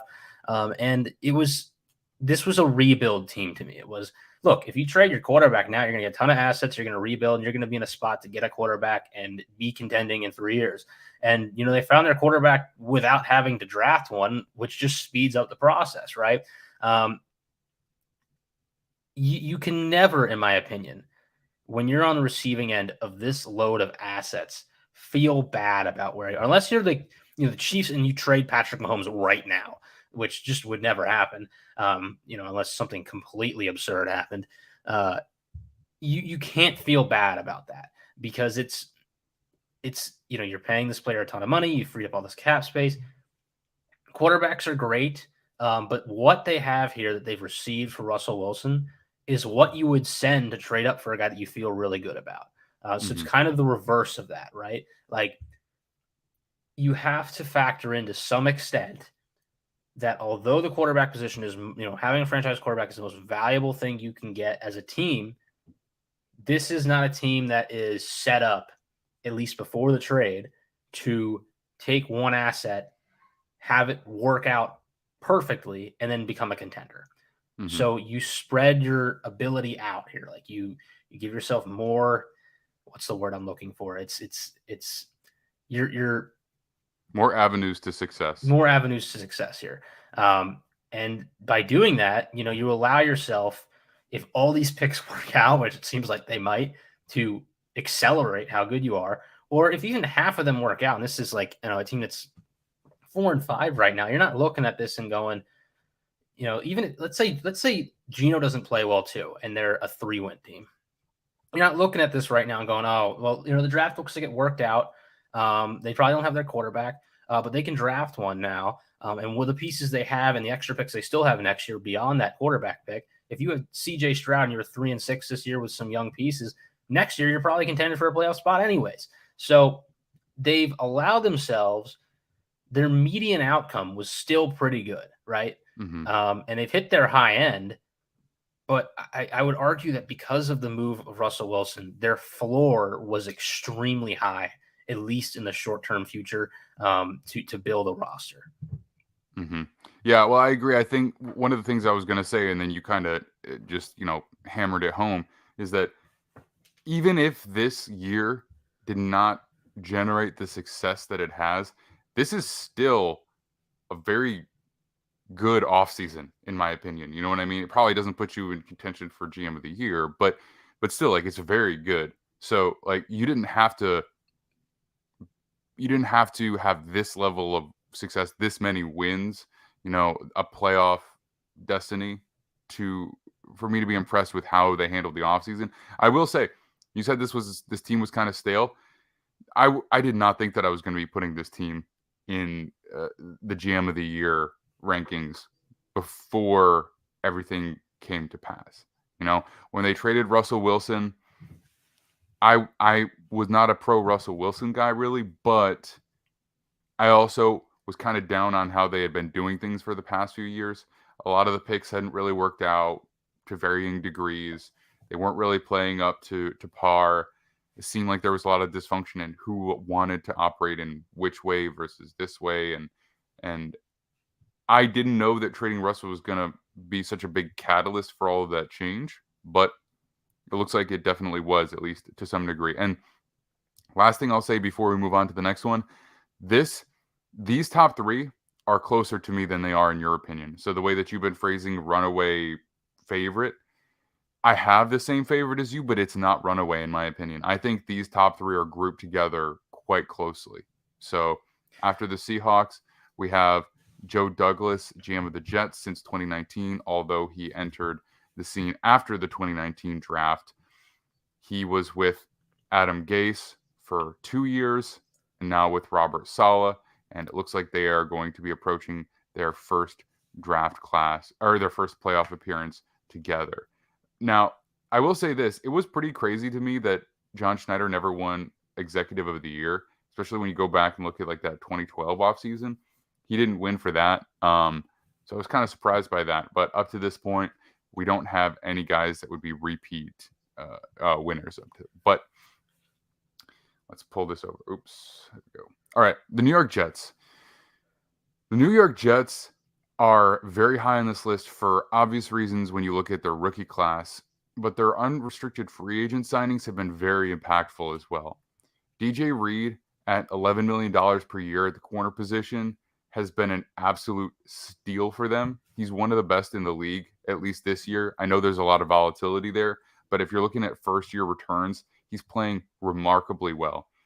Dwayne Brown at $11 million per year, nobody really knew what that was going to look like because of his age, but he has stepped in after an injury and been a quality left tackle for them, which at $11 million is quite good.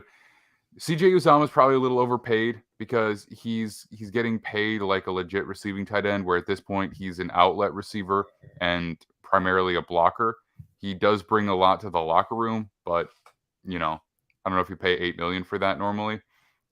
Tyler Conklin is 6.75. He is definitely underpaid for what he's bringing to the table. Jordan Whitehead has been a quality player for them, and pretty much all these guys are starters. So they have dramatically revamped the top end of their team through free agency. And then you look at the draft, Sauce Gardner, runaway defensive rookie of the year favorite. Garrett Wilson, definitely among the top offensive rookies at this point. Jermaine Johnson, he was just heating up before he got hurt. Now he's back, and he looks like he's playing very well upon return. Breece Hall was the offensive player, rookie of the year candidate before he got hurt. Jeremy Ruckert's not playing much. Max Mitchell is a fourth-round tackle who was starting for them before injury. He'll come back. And Michael Clemens, another fourth-round player, is a legitimate rotational edge player. And he's a little older, so it's not super surprising that they're getting more out of him early. But still, fourth-round pick impacting the game. Pretty much every draft pick they've made has been a net plus to some degree this year. And the ceiling for that is very high on some of these guys. And then a few miscellaneous moves, like Nate Herbig claimed off waivers from the Eagles. He started for them almost this whole year as soon as they moved AVT outside. And he's been playing very well. Cedric Abway, they signed him off of a practice squad, and he is starting for them. He was a starting right tackle in their win against the Bills. And then a conditional 6th/5th round pick for James Robinson. So, I mean, when you look at all of this, the costs associated with signing all of these players, they didn't break the bank for really anybody outside of Laken Tomlinson, and the immediate impact of all of their rookies, that puts Joe Douglas in clear contention for general manager of the year for me. So this is like, and I'd like to preface to say that I do believe that in a given year, these three GMs we're talking about probably win on an average scale GM of the year in a given year. I'm just so amazed by what the Eagles have done. When we get to them, we'll talk about them. But yeah, this is great from Joe Douglas. This is a way better version, in my opinion, of what Miami's done. In that they have had picks to work with, used them well.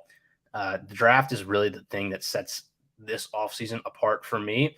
But there are a few kind of bigger free agent signings that have really worked out. The difference for me I don't think these are moves that are expected and or kind of pressured into being made.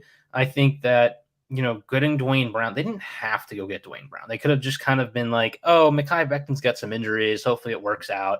We'll just sit pretty and hope it works. And no, they were like, no, we can't with a second-year quarterback have uncertainty at our most important position, the offensive line. We need to go get a guy, and it doesn't matter if it costs us $11 million. We need to go get someone we trust, and they did that. And I think there are examples in the past of teams that kind of aren't as aggressive in upgrading the surrounding cast for their young QB, and even with an injured quarterback, they decided they were going to do that. DJ Reed is a, in my opinion, example of a signing where you've vetted out well how he fits into your structure. I think so many teams, we look at the Chargers this year with J.C. Jackson, Washington with William Jackson, signing corners, paying big money just because they're good players and not really thinking about how they fit schematically into what you're building on defense or how you're going to use them. And they don't work out. DJ Reed, in my opinion, not that type of player that we were, although he's played better than both of them, maybe not expecting to be that level of player at the time of signing, has been that level of player because of how he fits. And I think, drafting Sauce Gardner next to him was a good plan because it's helped them both out. But again, it's thinking about these signings. It's thinking about it quickly because you kind of, it's difficult to vet these things out and then get them done immediately because all these other teams are trying to sign them as well. And they managed to do that. They went out and they drafted positions that are important. They upgraded the offense, they upgraded the defense, both sides of the ball. It's tough that Breece Hall's injured, but he was obviously an impactful player early on. Getting Jermaine Johnson, I think, has helped them in terms of their edge rotation. And then Sauce Gardner's been, the best rookie in football and a great draft pick there. James Robinson to replace, again, didn't have to go trade for another running back to replace Breece Hall. But again, this is a value trade, in my opinion. Didn't trade a lot for a guy who, in my opinion, can play a high-level running back or can be a high-level running back when he's playing well in James Robinson. An organization that, I continue to say this, is trying, man, because I think a lot of teams don't. I really do believe this. I think a lot of teams just kind of go and say to themselves, I kind of like what we have. Let's just sit here and see if it works out. The Jets are not betting on what they have. They're going to get more and more until it works. This is one of the most well assembled and then carried out processes I've seen in the NFL at this point. In a long time. In terms of a rebuild. Where you know what you need to do. Everybody knows what you need to do. You need to blow up the bad contracts, not try and double down on them to free up cap space, not go out and try and fix things quickly with free agents. Suck it up and suck for a while. Trade away any players that have legitimate value who are probably not going to be key contributors once you finally turn things around. And then use those assets wisely in the draft and make a bunch of mid-range signings that fit your systems who are high-quality character guys. I haven't seen a process where we all know that's supposed to happen that's actually been followed through on with this level of patience aside from these guys here. I mean, obviously I am a Jets fan, but this is a process I've been watching unfold for a long time, constantly afraid that they're going to get anxious and make a move that's just a little bit too eager. But they have been so patient. They have done so well in their trades. And we haven't really seen that this year. They didn't do as many trades, like at least notable enough ones that I included them here.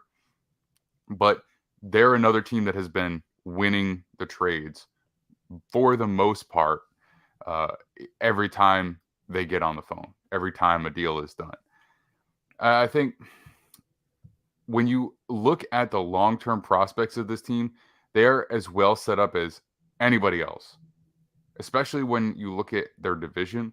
When you look at the Bills and the Dolphins as the primary contenders, the Bills are over the cap, and so they're going to have to face some roster attrition. They do have some draft picks to help, reinvigorate that. The Dolphins are at the cap. They're going to have to free up some space. They don't have draft picks to reinvigorate that. So they're really relying on the teams that they have in place. The Jets have their full slew of draft picks. They're also slated to be $17 million under the cap. So they can continue to make these piecemeal signings. They can do their extensions. But all the players that have made them as good as they are this year, the Elijah Vera Tucker, the Sauce Gardner, the Garrett Wilson, the Jermaine Johnson, the Breece Hall, the, Elijah Moore, despite the fact that he's not really playing that much this year, the potentially growing Zach Wilson, the Michael Carter running back, the Quinnen Williams. Quinn is going to need a deal, but all of these other guys that I just mentioned, the best players on their team, are all in their first couple of years of rookie deal. So they don't even have to pay them for a while. And so they're not going to face roster attrition at all, except for those guys that they deem just aren't playing up to value, that they can swap those guys out. So the longevity of the situation they have, this is the opening of a window that, again, probably depending on the quarterback, could be open for quite some time. And so I'm very, very high on the general trajectory, but also this specific offseason, hands down. You have anything else you want to say on the Jets before we get to our consensus number one? Yeah, just how hard this all is, because again, I agree with you on all of this. I think they've done the model. This is a model rebuild. They still have assets in case things go wrong to go back to the well here in the draft and free agency and restock. If Zach Wilson is not the guy, it's tough because you have the roster built. You're going to be winning more games than you expect a rebuilding team who's trying to get a quarterback to win. This is why this is just so and it wouldn't surprise me this year if they spent a day 2 pick on another quarterback, not because I think Zach Wilson won't be the guy, but just because the worst thing that could possibly happen here is they don't hit their ceiling because their roster's so good and Wilson proves to be at best middling. And obviously they've invested well in him, and I think they'll continue to do so. I think they're going to look at O-line, and they're going to look at, maybe some other ancillary offensive pieces this offseason. The defense has been built up well to make sure year 3 he makes a jump. But I wouldn't be shocked if they just hedge their bet a little bit, because it just gets so many teams. You can't be in a spot year 4 where you're like, man, our roster is so good, but it just didn't work out at quarterback, and now we're an 8-win team consistently. That is like the worst spot you could be in. And it's possible for teams like this to get in that spot just because that position is so important. And they're winning despite him being – they're finding ways to like win around him right now. And I don't want to say win around him. I think he's doing enough. But I wouldn't – you're a Jets fan. I think that is the concern right now, right? Like that he is not – he doesn't continue to get better. Yeah, there's a concern there. I think there's enough things that he has done poorly and is now doing well on a pretty clear trajectory that I'm quite optimistic about what he can be as a player long term. I know this year there's probably going to be at least 1 or 2 more games where we're kind of slapping our face and like, pounding the table in frustration as the game unfolds, where he's kind of what's holding the team back. That will happen. I'm okay with that as a second-year player. Yeah. And again, it's a cop-out, example, but Josh Allen cost the Bills his first playoff game, like pretty badly. He was the reason they lost that game. They were a very good team. And then his third year came back and was an MVP candidate. So how does this all compare to Sanchez? Because they obviously had a very good roster then. Roster was much older. Roster was significantly older. A lot more vets were the key components. Uh-huh. They had but in drafted terms of his development, were year 2, were we saying kind of like, oh, he's improving, we'll see? Or was it like, were people out on him after year 2? Because I don't remember. That was kind of people were not out on Sanchez fully after year 2. The organization was a little questionable. So he was drafted in 2009. They had that surprise run to the AFC Championship game. He did genuinely improve in 2010. They had another run to the AFC Championship game. The overall team was better. But in 2011, everyone was pretty high on him. They wanted to put more on his shoulders. They thought that he was going to be the guy going into year 3. They lost some good players. They replaced them offensively with some players who were kind of average to slightly below average, kind of hoping that he was going to elevate the team. And it just didn't work out. They had a very disappointing season. And then they were in on the Manning sweepstakes in 2012. He didn't want to go there. So they decided to give Sanchez another contract because it was awkward. And it ended up not working out. They drafted Geno Smith going into Sanchez's, that would be his 5th year. So first 2 years, positive. 3rd year, disappointing. 4th year, bad. Move on to Geno. You probably feel better about your support for Wilson then in terms of his development. He's probably not going to be losing a lot of talent. Well, he's definitely not going to be losing a bunch of talent this offseason that'll stunt his ability to grow as a player. The difficult call will be, do we hedge our bet at quarterback, and how does that impact his confidence? Because, it's tough to be looking over your shoulder if you take a 4th-round guy. We saw this. I think you got to let the season play out before you even have the conversation. No, it's true. Yeah. If he we're looking at 2 bad games. Like we're looking at a few good games a couple of mediocre games and 2 disappointing games, basically 2 of each throughout his 6 games that he's been back this year. So it's like if his season stabilizes and we're looking at okay to good games throughout the rest, then that answers the question, in my opinion. If we have a bunch more bad, then you start to have to ask that and see. But I think it's just still a little too early to have the conversation because he still barely played over a season's worth of games after missing time in his rookie and second year. But we got to move on to the Eagles here because obviously Howie Roseman is our consensus general manager of the year. He's been there for a long time. He was with the Eagles for a long time before he became GM in 2010. He was with Andy Reid, then Chip Kelly, lost GM responsibilities for 2015, got him back when Doug Peterson came in. Now he's got Nick Sirianni. So he has cycled through quite a bit of different coaches. He's basically 500 in playoff appearances, 1 Super Bowl championship, and he also won Pro Football Writers of America Executive of the Year in that year. So, when we look at when we look at the body of work up and down, a lot of experience, clearly has learned a lot in his time as the general manager of the Eagles.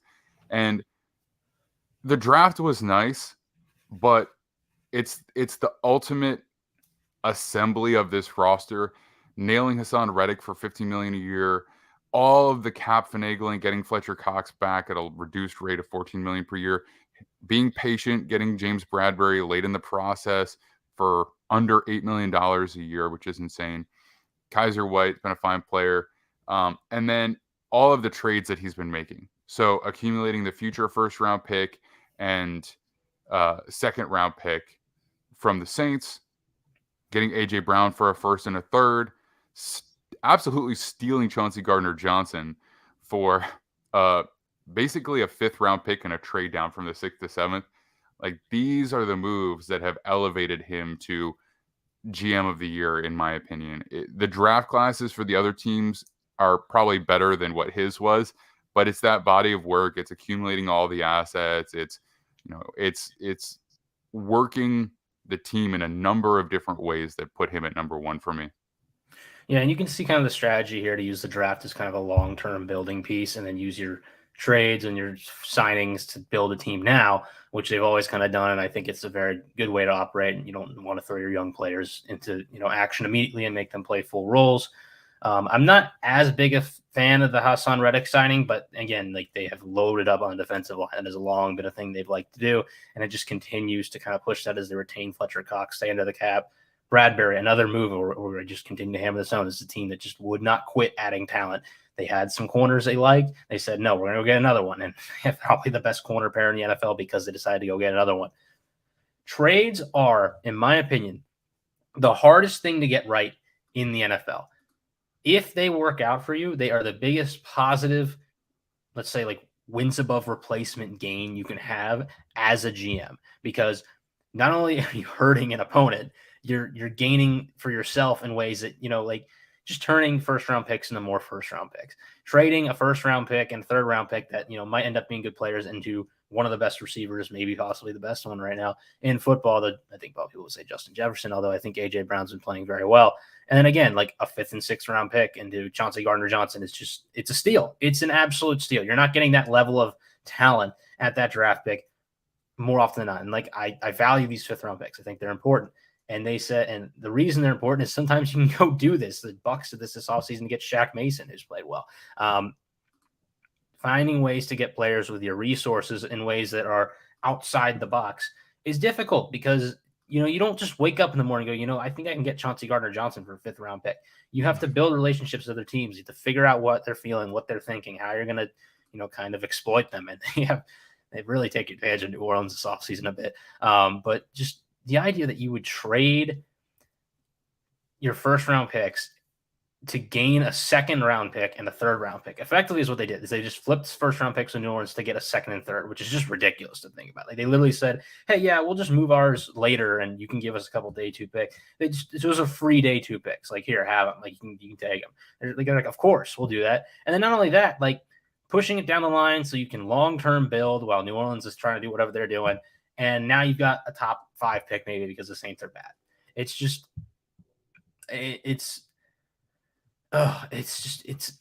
You look back on it and you're like, wow, this is so easy. Like, it just makes so much sense. But it's not like the ability for them to get in these situations. I don't know how they do it. I'd like to know how they do it. I'd love to talk to Howie Roseman, figure it out. He probably lives near where I live somewhat. I wish I could, talk to him, but it's impressive. The Titans, again, like, I think they're, quite frankly, idiots for trading away Brown for what they traded him for, and the Eagles have exploited them in that trade as well. Yeah, that's a big part of it. Getting a player at the age and impact of AJ Brown and getting him with that 1 year left on his rookie contract meant that they could extend him for 4 years, $25 million per year. But effectively for them, that means he's only $20 million per year. And the way that the wide receiver market has escalated at a rapid rate, $20 million a year for a superstar receiver in the middle of his prime for a number of years, that's tremendous value. And what you traded for him, now maybe he's not quite at the level of Tyreek Hill, but what you traded for him is so many fewer picks, a first and a third, versus when we looked at the Dolphins, they had traded I have to look back and what it is again, but they traded like 5 draft picks.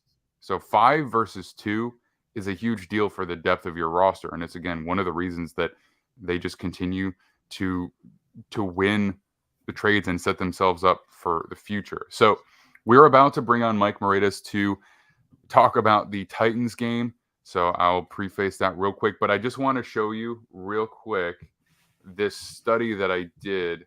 Okay. Let's see here. Oop. I'll just show you super briefly. But I think it kind of is a good summary of, let's see, users.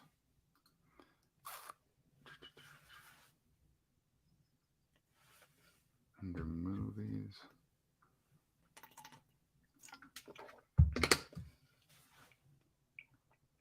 Maybe a faster way to get there. Yeah, there's a faster way. Okay. Summary.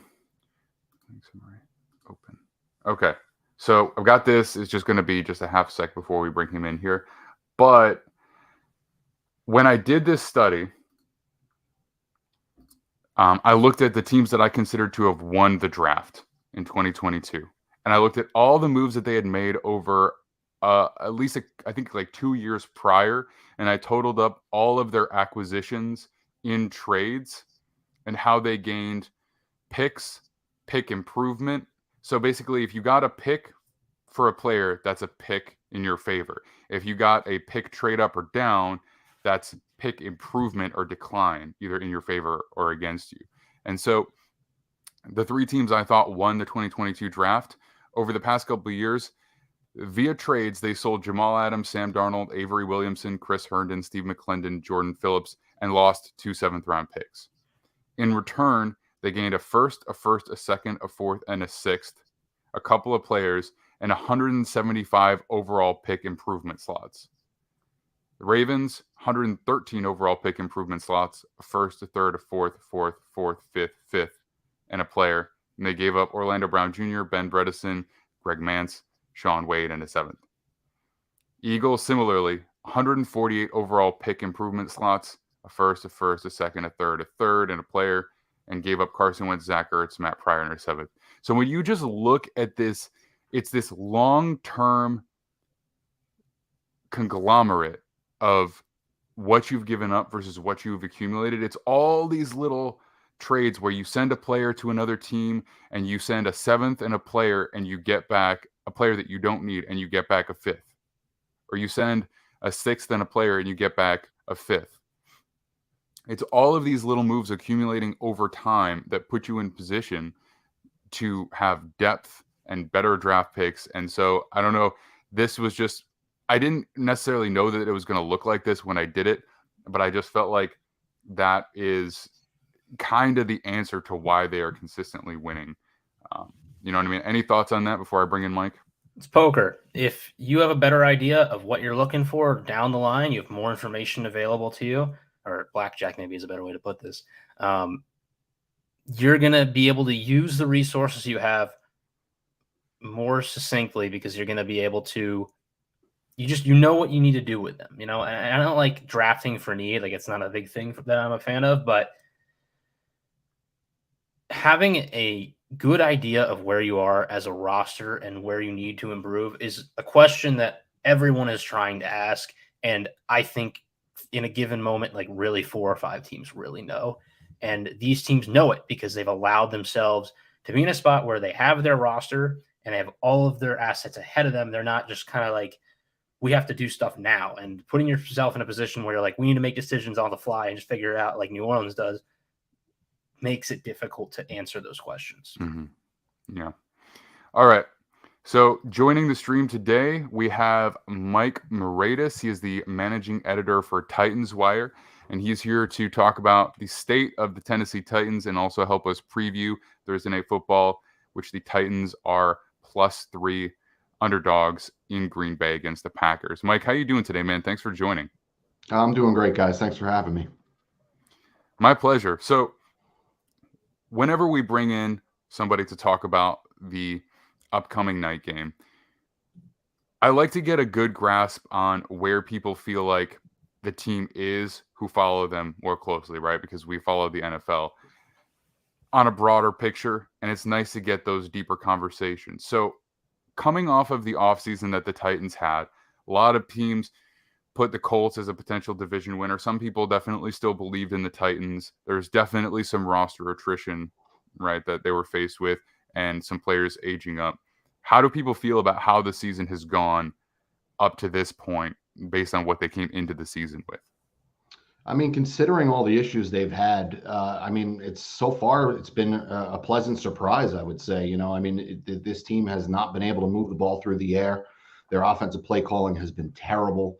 The best thing that they can lean on offensively, obviously, is Derrick Henry. But, in 2019 and 2020, they were very good at throwing the football, had one of the best offenses in the league. That has not been the case in the last 2 years, or season plus, I should say. And really, a lot of that has to do with poor wide receiver play. I heard you guys talking about the trade for A.J. Brown. Losing him has been just terrible for this offense. I mean, just you're missing such a key part of what this team's identity was, or part of it at least, as far as toughness, yards after the catch, breaking tackles, things like that. So the offense has been a disaster outside of Derrick Henry, I should say. Defensively, they've been great. I mean, a lot of people will say that, they've kind of had a soft schedule over the first half of the year, and that's definitely true. But you saw what they did in Week 9 against the Chiefs. And if that wasn't enough to prove that this defense is legit and for real, I don't know what is. So, I mean, this team has been carried by its defense for the majority of the season, and the offense really has just been able to do just barely enough to be able to kind of put them over the top and make those defensive efforts stand up. Yeah, well, I think we also talked about Caleb Farley earlier when we were doing our injury report for the week, and that's got to be a little bit disappointing and frustrating. But at least they hedged their bets with the corner position a little bit this year. You know what I mean? They already had Christian Fulton. They spent a high pick on Roger McCreary, top 40, I think. So, they were able to kind of fix that. I think, McCreary has shown flashes. But the other player that they were trying to replace, which you talked about a moment ago, A.J. Brown, what is the internal consensus, to the best of your knowledge, on Treylon Burks? Because from the outside, if you're not actually watching those games, a lot of people are just tracking fantasy stats. Obviously, not that great up to this point. But how are people who follow the team closely feeling about Burks? Do they feel like, if he's utilized in a certain way, he's on the verge of being a more impactful player? Is there concern that maybe it was a wasted pick, or do they just think that it's going to take a few years to get him where he needs to be? What are your thoughts on that? Yeah, he's shown flashes. I mean, he's definitely shown what we expected from him coming out of college, but he has not made the same impact A.J. Brown did in his first year. So that's something that really hangs over his head. But it's kind of unfair to expect that out of any young receiver. I mean, A.J. Brown exploded onto the scene his first year, was the star right off the bat. Burks has shown some improvement, but there's a lot of hurdles also in this offense. Like I said, the passing attack has not been good. Pass protection has been not good.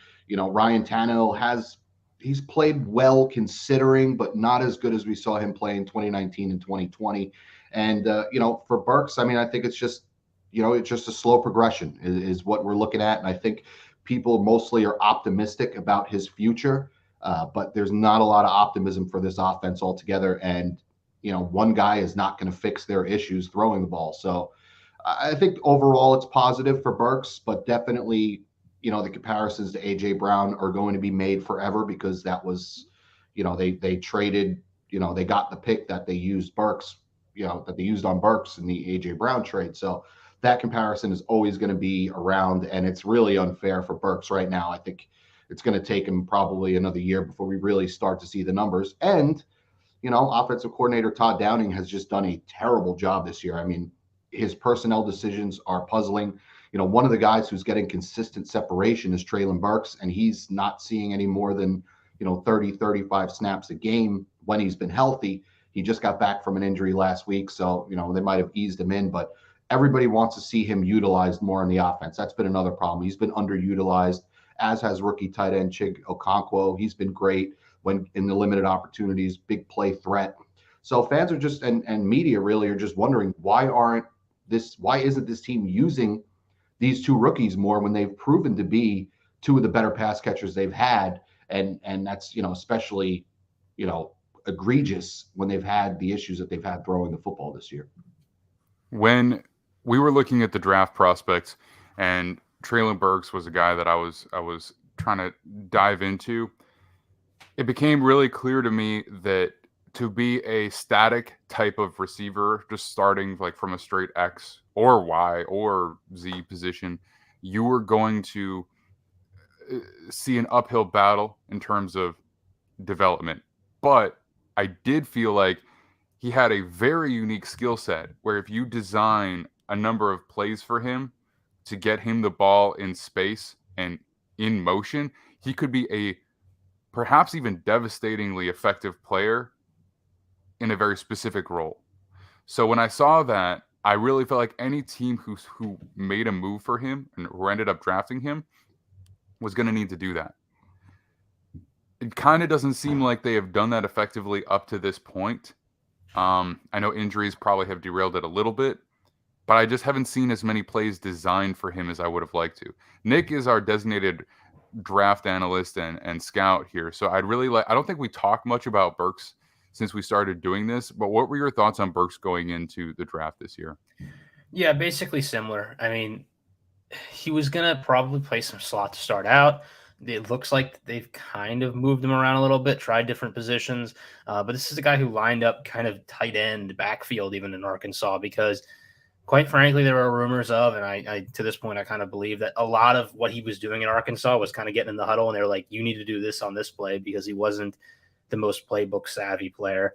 And that was happening to an extent that they were just like, here's a play for you, go do this. And then he would make it work because he's just such a freak athlete and just a different body type at receiver. And I think the Titans probably and every other team in the NFL knew that going into the draft. My concern is that based on what happened with A.J. Brown and Mike Vrabel's concerns with that trade and the way he reacted to it, that we are looking at, and you can speak on this probably as well, how synced up that coaching staff is with the front office and some of the moves they've made to get players. Because when you talk about maybe a lack of getting Burks involved, it seems to me like there's a little bit of a continuation of that still happening. Yeah, I mean, that's one of the big knocks on this offensive, on Todd Downing is just not utilizing the guys who are clearly your best weapons. We've seen flashes from Burks, and the Titans have, somewhat gotten him into space, run him on shallow crossers, get the ball in his hands, and let him pick up yards after contact, yards after the catch. We've seen him do that. So, a lot of some of the things that we saw in college, we're seeing a little bit of in the pros, but just not enough because he's just not getting enough opportunities. They're not doing enough to scheme the ball into his hands one way or the other. A lot of comparisons were made to A.J. Brown with Burks, and I see that, the physicality of the way he plays. But Downing has got to do a better job of getting him involved. I'm not down on Burks at all. I know the production hasn't been there, but we have to remember, rookie receivers don't always explode the first year. Not everybody's Jamar Chase and Justin Jefferson. Those guys are outliers as, opposed to what you normally get from a rookie receiver. You'll see flashes in a rookie year and some good things, but, these guys usually aren't leading the league in receiving yards and putting up these historic numbers. So right. I think he's right where he needs to be right now, and it's up to the offensive game plan to get him more involved.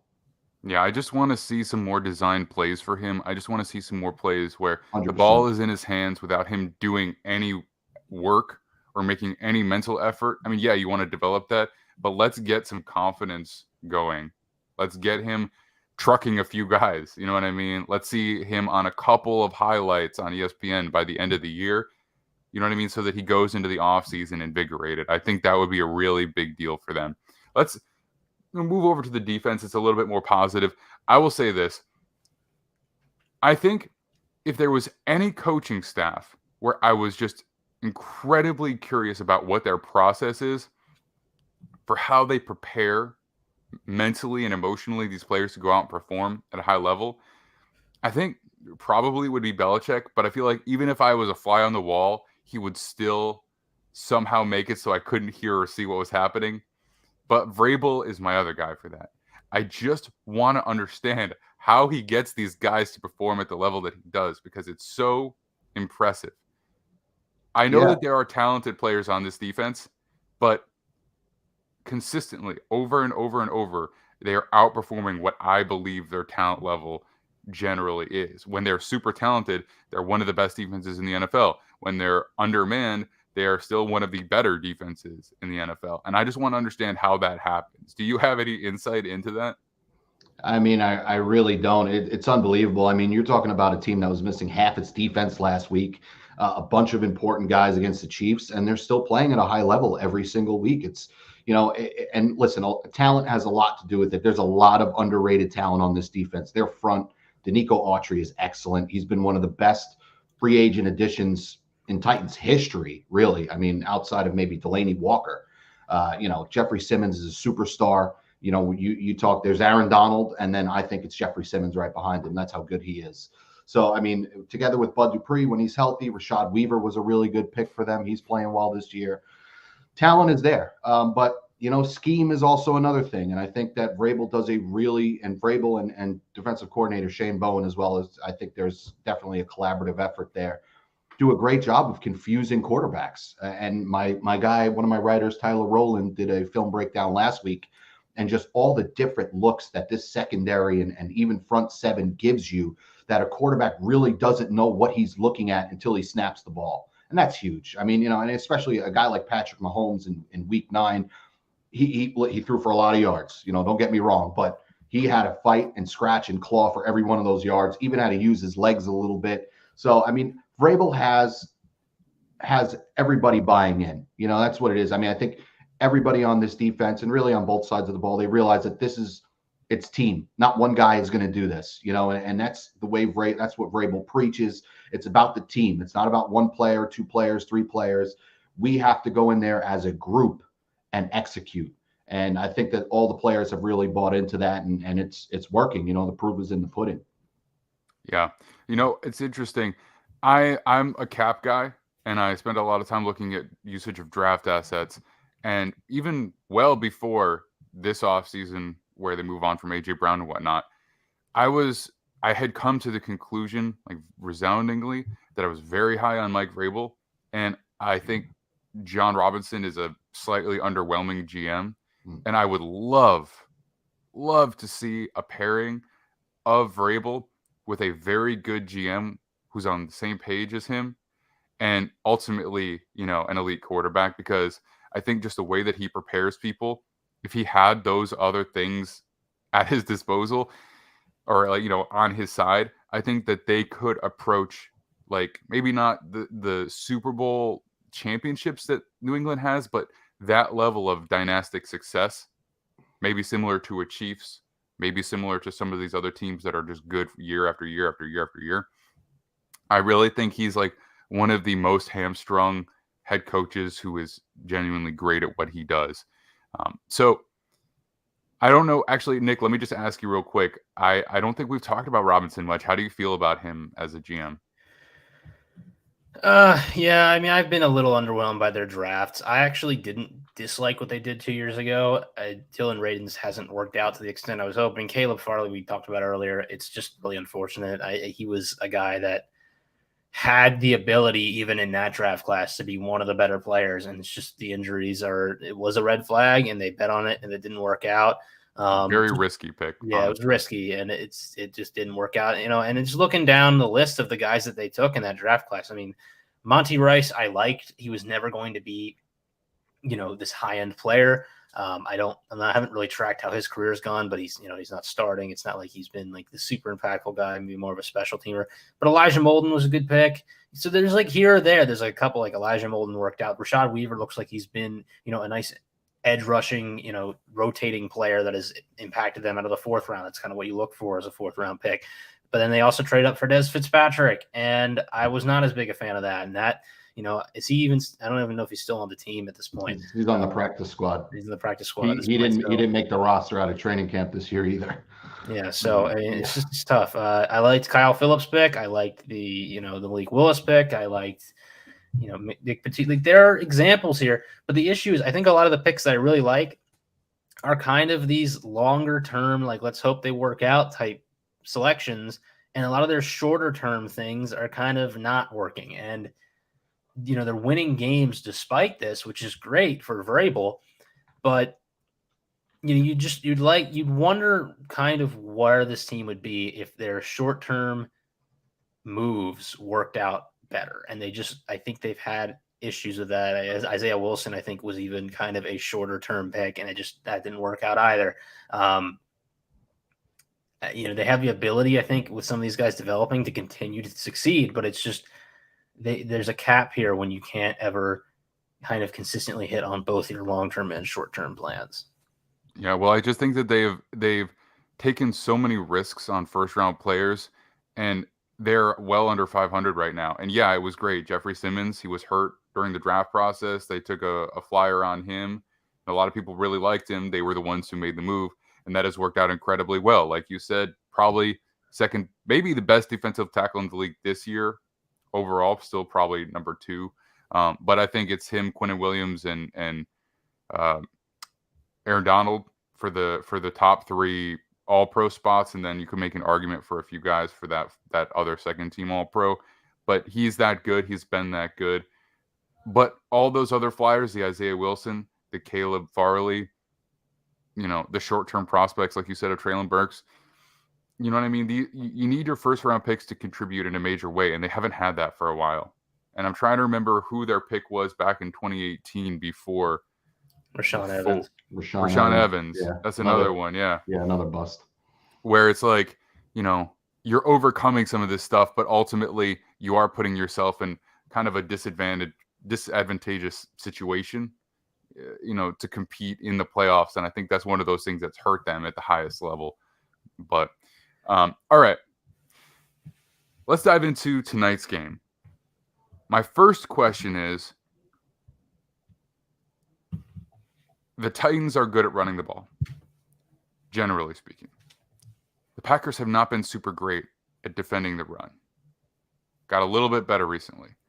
How do you feel about this kind of banged up offensive line going up against this Packers defense that has Kenny Clark, that has a first-round pick invested, that still has Preston Smith, and I think Rashawn Gary is actually hurt now. Let me just double-check that.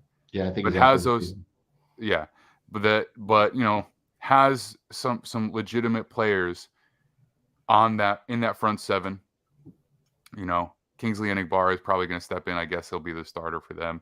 But how do you feel about that run offense behind this offensive line going up against that defense?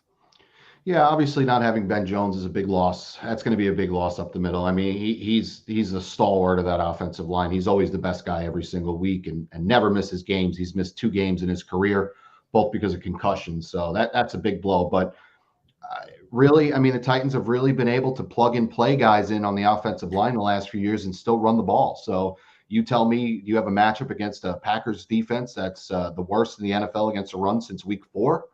I'm confident about that matchup. And anytime you have Derrick Henry healthy and running the football, the Titans are going to be confident about their running game. And I am in that same field. So, yeah, I mean, they're going to have to lean on the run. The passing attack is not carrying this offense. And the Packers have been pretty good against the pass this year, despite their ills against the run. So, yeah, I mean, I don't think there's any matchup that the Titans aren't confident with running the football. It's just their identity. It's the way they want to play. Everybody knows what they're going to do, and they're going to do it anyway. The question is the passing attack going to be able to do enough to complement that? And that's always the question every single week of this season, and really since 2021. But yeah, there's no matchup that this team or Titans fans or media fear. I mean, Derrick Henry is just is a one in a generation talent, and he can make things happen no matter what. If the Packers are going to have to get penetration, they got to get him at the line of scrimmage. That's the way you stop Derrick Henry, because once he gets his feet going, you're toast. I mean, he's taking big chunks of yardage on a consistent basis. So, they have Jair Alexander. It looks like Eric Stokes is injured. They still have a fair amount of depth in the secondary. They had Rudy Ford making plays last week, so it seems like that's probably the area of the defense that you can be a little bit more confident in. It definitely stinks for the Packers that they're out Rashawn Gary, because he's debatably their best defensive player and has emerged as such. So going to a second round rookie as your primary rusher in his stead, probably going to be a step down there. If you think there is one matchup that you think maybe not that Packers would be afraid of, but that you think possibly could be exploited to get this passing game going, what do you think that might be? I think it's their tight ends, as boring an answer as that is. Austin Hooper and Chig Okonkwo have been two of the better pass catchers on this team this season. They've gotten nothing from Robert Woods. Other than last week, they've gotten nothing from Nick Westbrook-Akina, and those were supposed to be the two guys. Forget about Traylon Burks. It was supposed to be Woods and Westbrook-Akina that were supposed to be the guys who were going to lead this attack. They were the elder statesmen of the group. They were supposed to, and they just have not gotten separation. They've struggled with drops. Hooper and Okonkwo are the two guys who I think need to be more involved in this offense. Hooper has been. Okonkwo has not been, not even near as much as he should. He's got 2 40-yard receptions this year in separate games. Only one other tight end in the NFL has 2 40-plus yard receptions, and that's TJ Hawkinson. So that gives you an idea of how rare his explosiveness is. I think you're going to see more of Chig tonight. I think you're going to see him have his breakout game. And I think that's the guy that the Titans kind of need to force feed a little bit more and take advantage of that matchup. I think that's the one where they can really take advantage, because you're not going to burn Jair Alexander and a lot of the other talent they have in that secondary. I think it's the tight ends that you need to target tonight. So, Nick, if there's a schematic matchup, if you're looking at the Titans offense against the Packers defense, is anything that we haven't mentioned stand out to you? I mean, it's a tough one, because I do think this is going to be a big, Packers stack the box up, because they're expecting the Titans to run, and they're not going to be terrified of what Tennessee presents in the passing game. So it's going to be about when you time your play action play calls, when they happen, because, as you've seen in this league at this point, play action is pretty deadly. Like, even the best teams on defense struggle with it. The question, I think, for Tennessee has been, who is on the receiving end of these play action plays. And the reason Chig Okonkwo and some of these tight ends have been able to succeed is because kind of, having this outside zone, stretch plays where you're forcing the defense to kind of reach their gaps like really far to the one side of the field, where then you kind of have the backside tight end chipping flat out. And then, you got Derrick Henry downhill, and everyone's got an extra step because no one wants to be, catching Derrick Henry on the side. It creates a easier ability for your tight end to just get separation of 5 yards from a linebacker off of that chip flat play. And then you just got space to run to. So that has kind of been their go-to, along with tight end screens, to get those big plays with Okonkwo. And so I think if you're Green Bay, it's going to be all game, try and get ahead of the run game, try and get ahead of the run game, try and get ahead of the run game. But make sure at all times you have a backside player that is aware of a tight end kind of leaking out and getting open into space.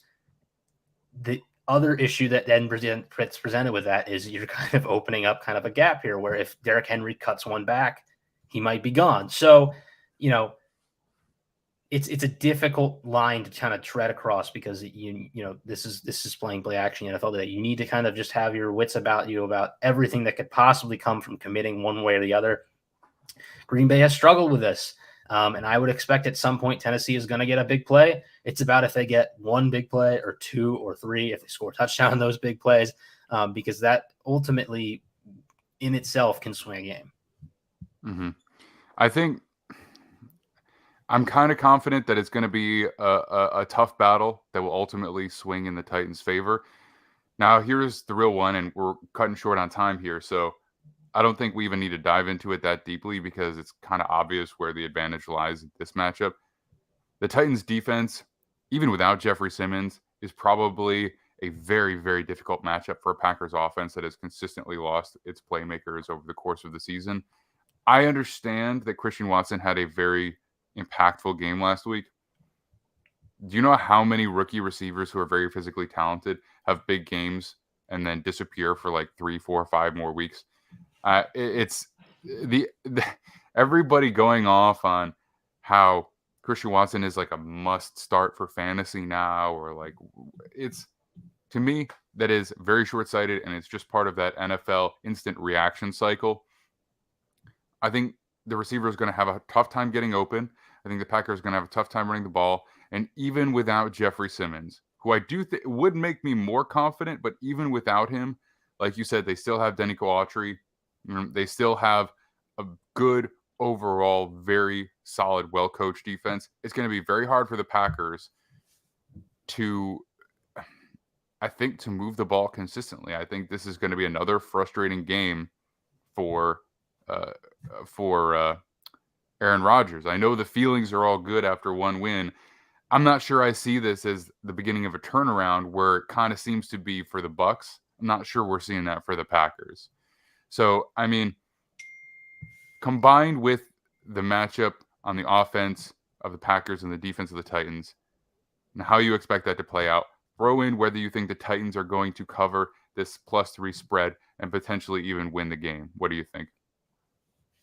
Yeah, I have the Titans winning 23-20. I think they'll be able to run the football well. And, listen, this is a Titans defense that can rush 4. So Aaron Rodgers is going to consistently be throwing against 7 guys in the defensive backfield. So he's going to have to really, figure out a way to get, they've struggled with their receivers have struggled this year.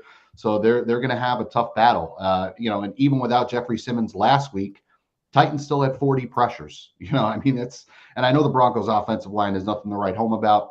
They've struggled this year. So, but 40 pressures is 40 pressures without your best defensive player. So, the Titans are going to run 4. They're going to stop the run, and they're going to force Aaron Rodgers to beat them. And right now, it's weird to say it, but that's the best approach against the Packers, is to force Aaron Rodgers and those receivers to beat you. And, that hasn't been a winning recipe in years past for the Titans. But I think this year that's the way to go, is drop extra guys into coverage and try to get at them and see what happens. And that's the approach that they've taken all year. It's worked, and I think they need to continue sticking with that. So yeah, I've got the Titans covering, winning 23-20 tonight. They've had struggles at Lambeau Field since they moved to Tennessee, but I think this is a different year this year for the Packers, I think, and I think this is a different team that the Titans are facing, and I think this is the year that they get over the hump and actually win one in Green Bay. Yeah, I'll withhold my opinion for another second. What about you, Nick? I always hate to go against our esteemed guests, and I don't really have like a reason why I believe this, but I don't know. I feel like buying Green Bay low here, if you're betting especially, is the right thing to do in an NFC that's wide open.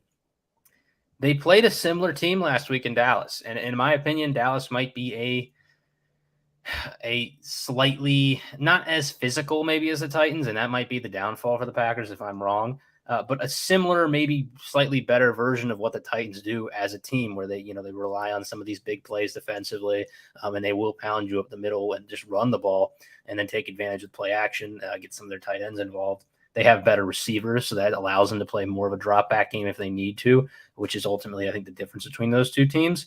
But Green Bay kind of allowed them to run on them and then still found ways offensively to create big plays. And I don't know if it's Christian Watson this week, but I don't know. I just got an inkling. I just feel like they're going to find ways to create big plays with Rodgers again. I don't like betting against him as a player. And this isn't necessarily a problem I have with the Titans. I don't know. I think Green Bay gets a little mojo going. And I feel like being at home on a short week is a good thing for them to kind of continue what's been going on. They haven't been home in a while. I think that's kind of a big thing for them, is they really haven't played many games at Lambeau Field. I think it was like 4 weeks away from home after that Jets game. And now 2 back-to-back games. It could be atmospherically a tough place for Tennessee to go win. Maybe that's why I feel like that. But I don't know. My gut says Packers tonight. Yeah, this game is the definition of a toss-up in my mind. I mean, I don't think one team is much better or even close to better than the other. This game is a toss-up. But I mean, you're asking me if, what my prediction would be. I'm going to give you one. But at the end of the day, I think this is a 50-50. Anybody could win it, and I would not bet this game. If I was to put my money anywhere, it wouldn't be on this game, because I just don't know. Most of the time, you just don't know what you're going to get out of the Titans really any year. I mean, this is a team that beats teams they're not expected to beat, and then they lose to teams that they're expected to crush. So on any given week, you don't know what you're going to get from the Titans. And really, the Packers have kind of been the same way this year. Yeah. So, I mean, this game is about as close to the definition of a toss-up as you can get. I think, first of all, the Cowboys should have won that game last week. I think they came in with hubris. I think they came in with a mentality of expecting to win. I think that the tacky showing up dressed like Vince Lombardi move was a perfect example of that. He's trying to troll his old team, and they got beat in the national spotlight, in America's Game of the Week. And I just think that loss is more on and the defense underperformed. I think that loss is more on the Cowboys than the win is on the Packers, my opinion. I'm going to take the Titans to cover. I kind of think they win, honestly, but I'm going to take them to cover. You said it's a toss-up. I mean, the spread certainly reflects that. The home team is 3-point favorites. That basically means it's a literally a coin toss on a neutral field. So I get that. I'm gonna take the Titans to at least cover. I kind of think they're going to win, but at least if it's a close enough game, I'll still get the backdoor cover. And I will just say this, it's not really worth anything, but it is just kind of interesting. Of the 8 times that I have had a guest on to preview Thursday Night Football so far this season, the represented team has won 6 out of those 8 times. Oh, that's good. So we're well over 500 at this point. I don't know if that just means that I'm vibing with the team and I just picked the right team to be represented. I don't know what that means. Maybe it's just a fluke, but 6 of 8, baby.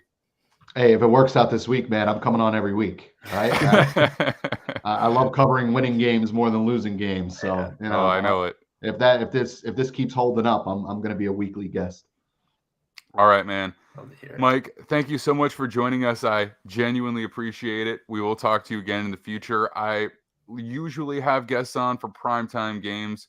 I can't remember if the Titans have any more primetime, but if not, we'll definitely get you back on as soon as the offseason rolls around to start talking about all the various moves that are going to be made. So between now and whenever that is, let everybody know where they can find you, your work, your social media, and whatnot. I'm at Michael Moraitis on Twitter and at the Titans Wire, and then titanswire.usatoday.com. You will not find a better Titans website on the internet with more in-depth coverage, news, everything. So I appreciate you guys for having me. Thanks. Absolutely. Our pleasure. All right, Mike, we will see you again very soon. Take care. All right, Nick, that's going to do it for us, man. Good show today. I had fun. This is my wheelhouse. This is exactly what I want to talk about when it comes to NFL coverage. So I have fun.